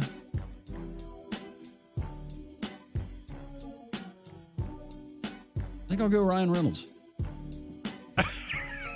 Okay. That's an interesting collection of people. All right, Molly, who you got? I'm not paying for anything. Well, first and foremost, 2 of my best friends in the entire world. They're both born and raised in Kansas City, diehard Chiefs fans. So I would take them too. Okay. Because, they've been Chiefs fans their whole lives. Obviously, they've never been to a Super Bowl. But, grew up going to games even when the Chiefs were bad. So I would take them. And then for that 3rd, that's the one I've been stuck on. I'm trying to think if I have any Eagles friends that I could take. Because I want to take the people I love, not. So there's not some like random. a famous person in the world that you would love to be able to have in No, your, I would want it to be in your people suite. I enjoy to be with. I think yes, but I think that Pat with immediate family, yes, you would obviously take friends or Yeah. other people that you love. But outside of that, who would 3 celebrities be? I have to pick celebrities. Yeah, if you can. Just for my sake. Do it for Landry. Yep.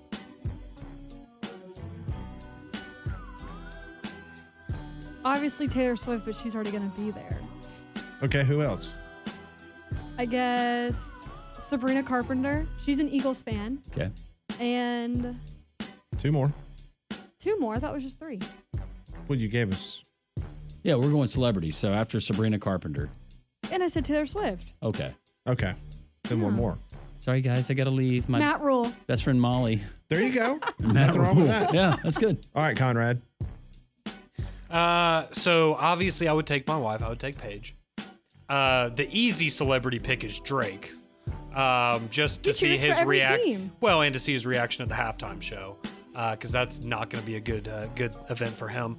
I would also take Leonardo DiCaprio, because I was thinking of who's an actor I'd want to take, and I was going to say Bradley Cooper, but he'll already be there because he's a huge Eagles fan. I got a suggestion for your third. I was going to say Kalen DeBoer, so we can really figure some stuff out. I was going to say Bucky McMillan. That's a good one. That is a good one. I think him and Paige will just watch it back here, and she'll probably just let me go and take one of my buddies instead of her. But yeah, so I would go Drake, Leonardo DiCaprio, and Kalen DeBoer, so we could really get to root at some of these issues in Tuscaloosa. What about you, Pat? I'm on to question 3. I'm on a time crunch here. You guys made me do 10. I got to go. We got to go. Number 3. Which coach or player's legacy would be most enhanced by a Super Bowl victory on Sunday? Player or coach?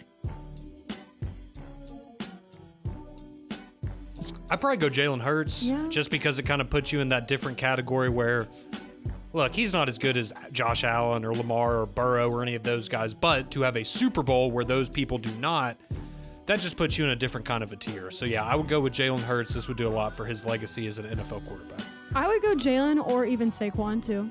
Either one of them. I'm going to go Patrick Mahomes because it gets him 1 Super Bowl closer to Tom Brady. And then we're having the same conversations we were having about Tiger and Jack Nicklaus in golf at one time with majors. And he would have something over Tom Brady in the sense that he's the only one to ever win 3 in a row. Correct.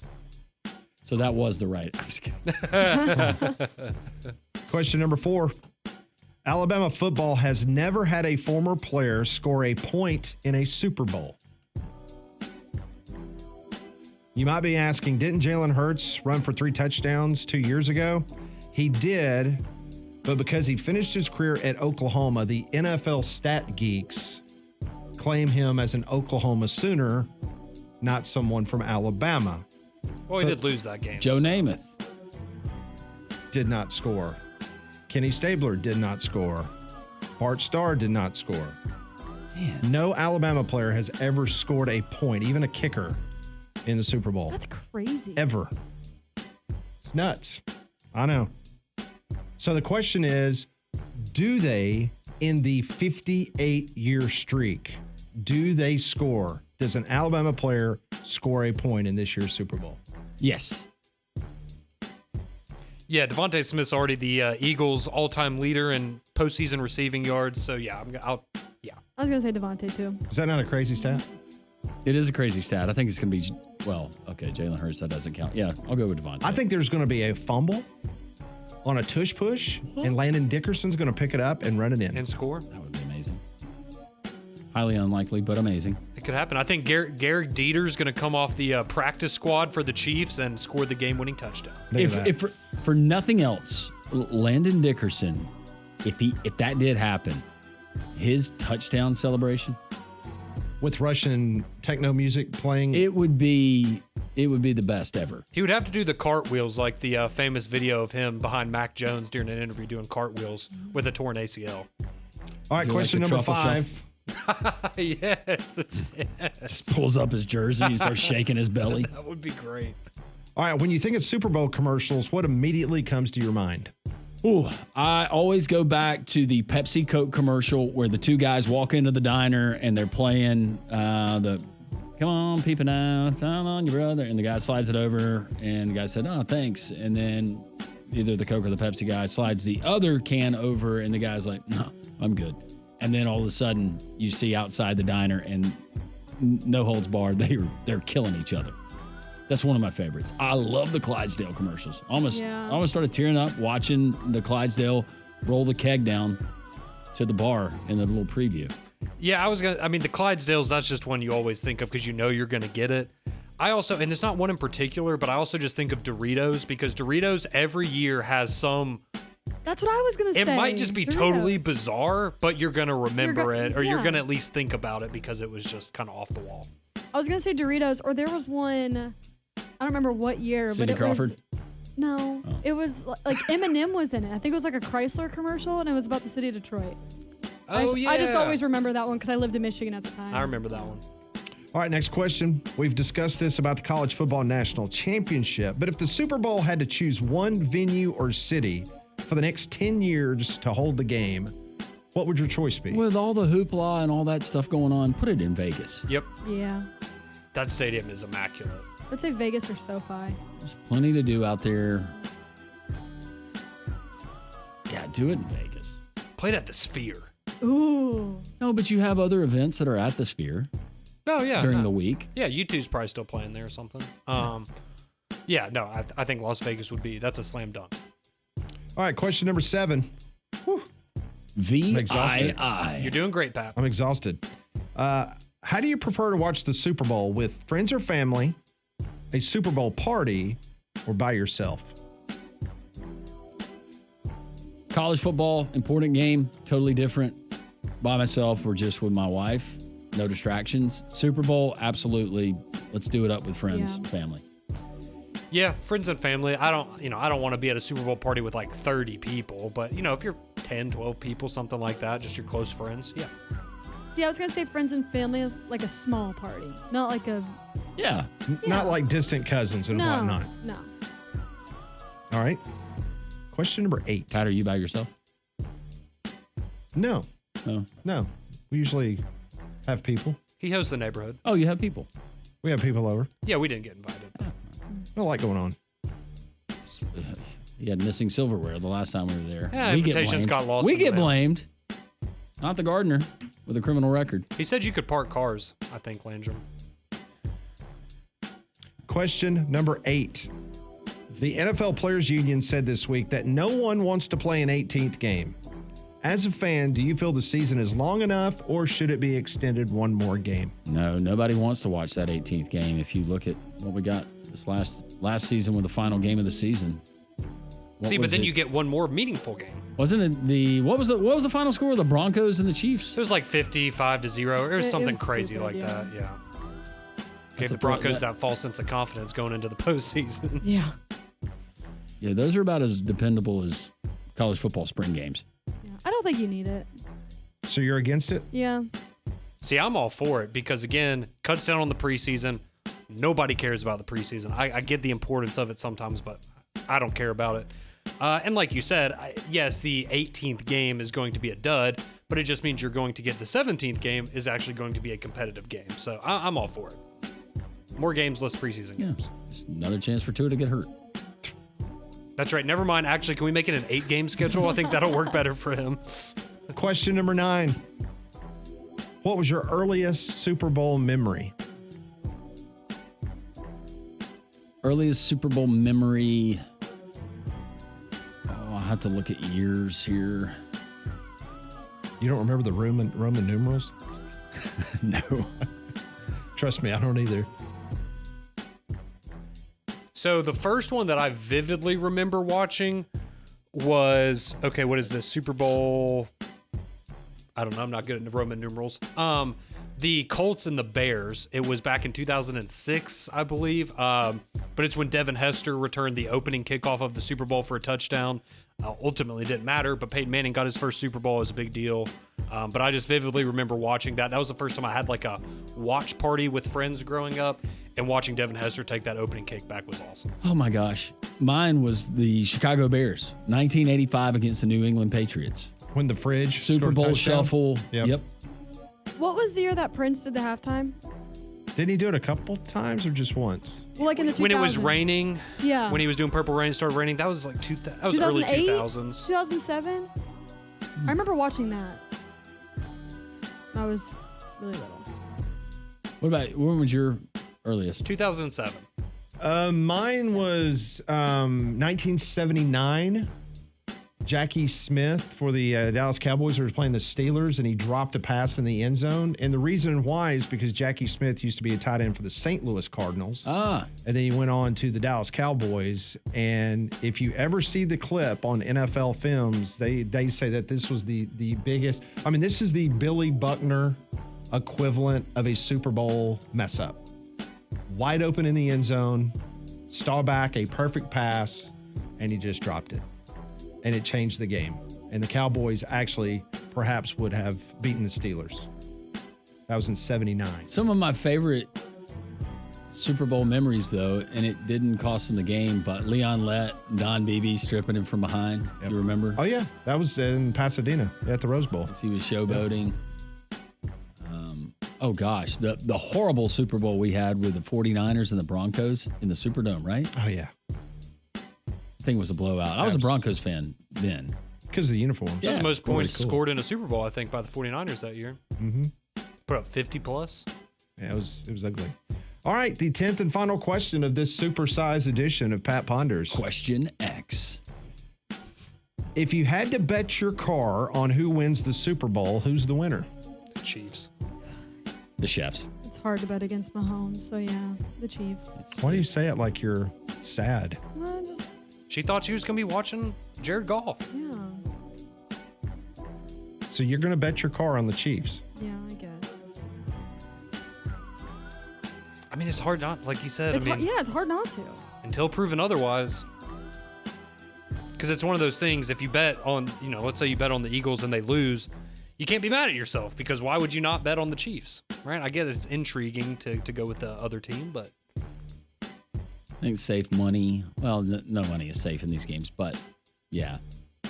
Because I would kick myself. Yeah, it's going to be a close game. Mahomes is going to drive him down the field. And It'll be like 2 years ago. They're going to win the game. Yeah, they'll kick a field goal with 5 seconds left, and that'll be that. But it will go over. That's right. That's right. That is today's Pat Ponders. I'm exhausted. I need a My drink. gosh. Can you give me a moist towelette? I hope you please? typed those questions. You didn't write them. Your poor hand and that carpal that you've been dealing with. Look at my hands. How are you going to do honeydews around the house? Oh, that's right. You have a staff. We continue. 3-man front and Jocks 94.5.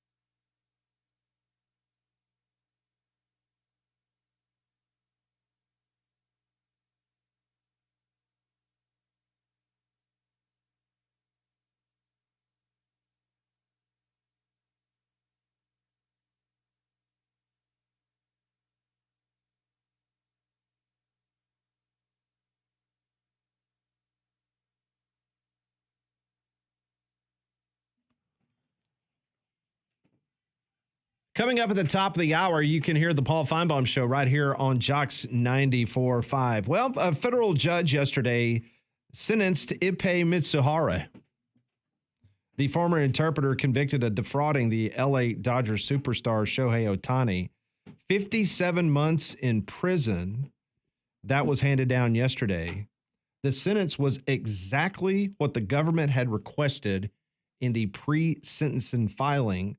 Mitsuhara had requested an 18-month sentence. I'm sure he did. Yeah, they gave him a 57-month. He sat there silently when the judge read the sentence, which included 3 years of supervised release and restitution of more than $18 million to Ohtani in the Internal Revenue Service. So he will get out of jail if he serves the full sentence a month before we hit 2030. Actually, it's going to work out about the time that Ohtani's salary is no longer deferred. Hey, buddy, remember me? How do you go about paying back $18 million? You don't. Yeah. Well, I know you don't. No, yeah. But I mean, I can't imagine he has any assets, or at least anything that would get close to that. The rest of your days, servitude towards Ohtani's family, I don't know. He'll be a public speaker about the dangers of gambling and gambling addiction or something along those lines. I feel like that will be his future. Maybe we'll have him on the show. I'm not paying him. Pat, it's time for your intervention. We've brought a very special guest in. Mr. Mitsuhara. He's still got the ankle monitor. How about Prize Picks? That is your daily way to get involved with daily fantasy, making lineups, player projections. And it's the last football game of the season. And why not download the Prize Picks app today? When you download it, you're going to enter promo code WJOX. And on your first $5 play, you're going to get $50 instantly, whether you win or lose. That's by simply going to Prize Picks, downloading the app, fill out all your information, set up an account. Your first $5 play, win or lose, you get that $50 kicked back to your account instantly. A lot of our Jocks listeners have done it already as well. You should do the same. Here's an example with Philly and Kansas City coming up on Sunday. Here's an example where you're going to get. Will Saquon Barkley rush for more than 113.5 yards? Will Jalen Hurts pass for more than 215.5 yards? Will Travis Kelce have more than 62.5 receiving yards? And will Xavier Worthy have more than 56.5 receiving yards? You just say more or less on all of those, and you can be a winner. Download the app today, Prize Picks. Go and enter promo code WJOX. No strings attached. $5 play, win or lose, you get $50 credited instantly to your account. We appreciate Prize Picks and their partnership. So the average price to get into this year's game at the Caesars Superdome in New Orleans is $7,388. But the good news is it's $1,800 cheaper than it was last year's game. Oh, it's a bargain. It is a bargain, which last year's game was the most expensive ticket in the Super Bowl in the last decade. Somebody's reading the room. They know what the price of eggs are right now. But this ticket is still the second most expensive ticket in the last 10 years at that price, $7,388. The average hotel rate in New Orleans is $650 per night. Oh. In Las Vegas, it was $747 per night. That average price would still be the second highest the past decade. Hotels in the business district, the neighborhood closest to the stadium, there at the Superdome, if you're familiar with the geography of New Orleans, those are averaging $1,200 a night. If you're going to go. It gets even better, folks. Even if you decide, you know what, I'm going to go stay at one of these 2 or 3 star hotels. I just need a place to lay my head down. $400 to $700 a night. I believe it. Back in 2009, going to the Masters and what you would consider probably I'm not going to name the chain, but a 2 or 3 star. Yeah. It was almost $400 a night. It was probably more of a motel, not a hotel. Yeah. Now, well, I would call it was barely a hotel, but it's not going to impress your wife when you surprise her where you're staying. No, but I mean, hey, we can look here and, a Saturday in Tuscaloosa when Tennessee comes to town, and you're going to get hotel prices that aren't much cheaper than that. It's crazy. So Fox TV paid $2.1 billion for this game. Okay. Wow. $2.1 billion. Now, keep in mind, when you go to the Super Bowl, you also get your package for the year for games. Gotcha. You see what I'm saying? What's a city outside of New Orleans where it would be maybe a 20-minute daily commute? Well, it's not going to be 20 minutes, but I guess Metairie. Okay. So I'll pull the camper down there and find a nice campground. Go into. There you go. Yeah. Molly, why are you laughing? Yeah, you just have to get over there. I mean, if you're going to make a whole day of it on Sunday, just get over there early, because otherwise I'd imagine travel's a nightmare on Super Bowl Sunday, but that seems like the fiscally smart Pay thing the to do. daily parking rate, maybe outside. Maybe it's a longer walk, but that's fine. Go and enjoy all the festivities. Enjoy that 1 mile clean zone. That's right. It is expected that Fox is going to, just in ad revenue alone, will approach $700 million. That's pretty good. Yeah, I wonder what the average price for a spot is this year, because I think last year, it was like, what, $3 or $4 million? It is $6.5 million per unit. For 30-second commercial? Yep, per unit. That's so much money. And it will surpass last year by CBS Paramount. Just think of what you could do with $6.5 million. Well, if you're the guy who's going to jail, that was Otani's guy. You could pay back a third of what you owe. About to say, put a dent in your... Just think, 3 30-second commercials in the Super Bowl and his debt's paid off. All right, let's line it up. Yeah. Put the phone number at the bottom of the screen. Get them up there. Yeah, it'll be great. We will get to your text messages as we end the week. Also, the phone lines are open at 1-800-239-WJOX. This is Jocks 94.5.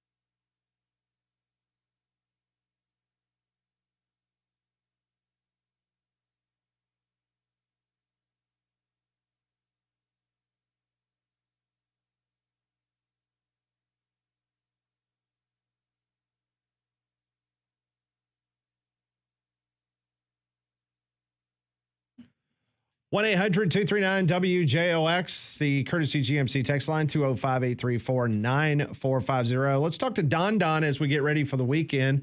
Don, I hope you're doing well on this Friday. Hey, guys. How y'all doing? Hanging in there.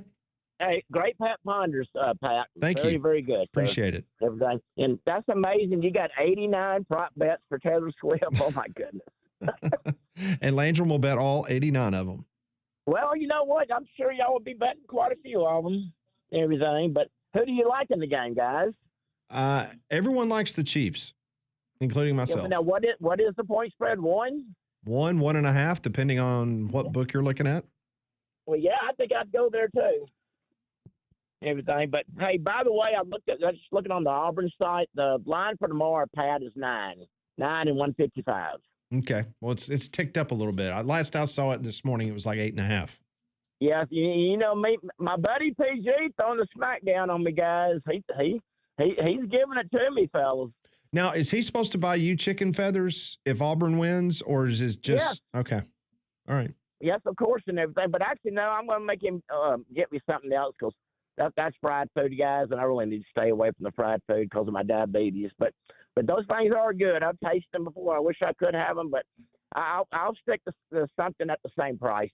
Okay. Well, that sounds good. I got a prediction for my game, 84-70, guys. What do y'all think about that? 84-70 over the Florida Gators. Yes, sir. I think we're going to have a really good game, and like I said, they've been camping out since yesterday. And if they had prop bets on an Auburn game, what would be funny is the over/under on how many times they would show Coconut Bra guy. Yeah. That's funny. Yeah, that should be your bet with FSU Dave. I will go 80-74. Okay, well, that's right on the line. Yeah. Oh, he figured it out that way. I did. And everything. I know Conrad's wanting Auburn to lose now. Ain't that right, Conrad? Don, I think y'all are going to win by 30. Well, you know what? Nothing would surprise me, Conrad. Hey, thank you, my friend. Conrad, you don't really believe that, do you? No. Okay. I do think Auburn will win the game. Well, hey, you better watch out for Arkansas tomorrow now, Conrad. Hey, y'all better not be looking ahead to next Saturday, Don. No. Trust me, I'm not. I'll be. Hey, You got Vanderbilt on the road. Just keep me out of the airport hangar, Conrad. Okay. I'm working on getting you a ticket, Don. Stay tuned. No. Give it to somebody else, Conrad. I'm not going down there. Okay. Man, I'm like I said. Thank you so much. What is going on? What are you doing, Don? I'm getting my oil change, guys. Okay. I've been in line at Express Oil in Oakwood as long as I've been on hold with y'all. Hey, we're a happening show. It's tough to get in. I mean, Hey, listen, but hey, you deserve to be more higher than number 7. You better believe it. You really do, especially ahead of Columbus, Ohio. No doubt. Two shows in Columbus, Ohio beat us. What the heck? That's right. Well, fellas, look, y'all have a great Super Bowl weekend and War Damn Eagle in the jungle tomorrow. And PJ, buddy, me and PJ and FSU Dave are going to meet for a little while, but we're not watching the game together. That's okay? probably Make sure a they wise show move. you the dipstick after they finish with the oil change. They already did, my buddy, and I even got my power steering fluid topped off and everything, so we're good to go. Did they double WD-40 your door hinges and also your brake pedal? Well, no, I didn't get them to do all that, Landrum. I just got a basic oil change. They'll do it if you ask. Yeah, did you get your washer fluid checked? I did. Okay. I sure did, buddy. I got all the fluids are full and the power steering fluid, everything. So we're good to go. All right, we're just making sure that you're there Tuesday. We make sure your Listen, vehicle's I will in be good there shape. Tuesday. I will promise you I'll be there Tuesday. I'm not missing a Tuesday. I would have to be almost on my deathbed, Pat, to miss a Tuesday. Well, we'll just come to your deathbed and do the show. Well, there you go and everything. And we got a baby's got her birthday coming up in a couple of weeks on a Tuesday. I did not realize that. Thank you for telling us. Nice. Yeah, Tuesday, March the 4th, and then my birthday is on a Tuesday in March too, on the 25th. So we're gonna have some good times up there. Wow. It's gonna be a lot of fun. Thanks, Don. All right, guys. Well, thank y'all very much, fellas. Thanks, All right. Don. Thanks. Appreciate it. 205-834-9450. Back to the Pat Ponders questions. Josh from Huntsville, appreciate you listening on the He texted into the show and he said that he would take Pat and Landrum and his celebrity would be Bill Burr. the comedian. How about that? I like that. Thank you. That'd be a fun group. That would be. Glad we got invited, Molly. Maybe next time. Molly's going to be pulling the camper. Yeah, her camper down by the river. That'd be fun. The Monday after the Super Bowl accounts for the most sick days used of the year. One of our texters. And see, if you go to the 18th game on the schedule, the Super Bowl will be pushed back a week, which means it will be a federal holiday the Monday after the Super Bowl. So you'll get the 3-day weekend. And we'll be here still recapping the game for you on Monday. That's right. Another Josh says the stat is stupid about Alabama player has not scored a point in a Super Bowl. He says Jalen Hurts' history at Alabama existed. I think with all the transfers in college, the NFL needs to rethink this. Are we really going to say Carson Beck was a Miami quarterback if he miraculously makes it to the NFL? It's a fair point. To be fair, Jalen did lose that game. So, yeah, he can be an Oklahoma quarterback that time. It's fine. Back to memorable Super Bowl commercials. Posey says, puppy, monkey, baby, Mountain Dew commercial. Oh, man, I wanted to shoot my TV when I saw that thing come on. Wow. Do y'all remember the one last year where it was just a giant QR code and that was it? Yeah. That was the entire Or commercial? the Fubo one where it was like changing the channel. Oh, yeah. That one was They the made people worst. think that they had hit their remote on. Ugh. Yeah, that was bad. Thomas says he would take his wife, and his 3 celebrities would be UAB head basketball coach Andy Kennedy, That'll pro be good. golfer Billy Mayfair, and country singer Luke Combs. Luke Combs. You've never heard a Luke Combs song, I guess. It was just funny. That was. I'm like, why that voice? Yeah, that was just an interesting impression of Luke Combs. No. That's all. That's a good list, though. This text says Eagles win the first half, Chiefs win the game. Okay. Cowboys says Powerball. I would like to win the Powerball. Yeah. BB is saying I for one am looking forward to not seeing Taylor Swift plastered all over the screen. Let's stop at plastered. And all over the screen, I added and. So let's get this game over with. Thank you, BB. Happy early birthday, BB. Happy early birthday. That was ugly. Not going to do that. Somebody's asking about your beard growth, Molly. What's your secret? Does it come in full or does it come in a little patchy? Isn't it lovely? She's young. She's still working on her beard. Yeah. It's a baby It's beard. okay. It is a baby beard. The mustache grows in first, and then everything else kind of comes a little afterwards. She's got kind of the Grant Nelson. Yeah. If you're not watching at home, Yeah. It's a mustache. great comparison. Yeah. It looks fantastic. Thank you. Don't you just hate when you get some food stuck in it, Molly? Oh, yeah, that's the word. Yeah. Awful. Soups. Leftovers for later. Flavor saver. Why do they not move the Super Bowl up a week so we get President's Day holiday Monday after? Seems like the biggest no-brainer ever. You just kind of covered. Yeah, wait till the 18th game. Yeah. We appreciate all of your texts throughout the week, every single day, your participation, whether it's in Montgomery, whether it's in Huntsville, whether it's wherever you find people may be with the Jocks 94.5 app, watching on Jocks TV. We can't do it without you. That is correct. Any parting words from any of you for our listeners? This is where we say goodbye. We send them off to an exciting and hopefully safe SEC basketball and Super Bowl weekend. Molly? I'll have a beard update on Monday. Oh, what about you, Conrad? War Dam. Patrick? High tide. Hey, did you read that article? The dude in the commercial, the high tide, he's from England. Oh, yeah. He had like no prior knowledge of Alabama football. Yeah. And they filmed it in Vancouver.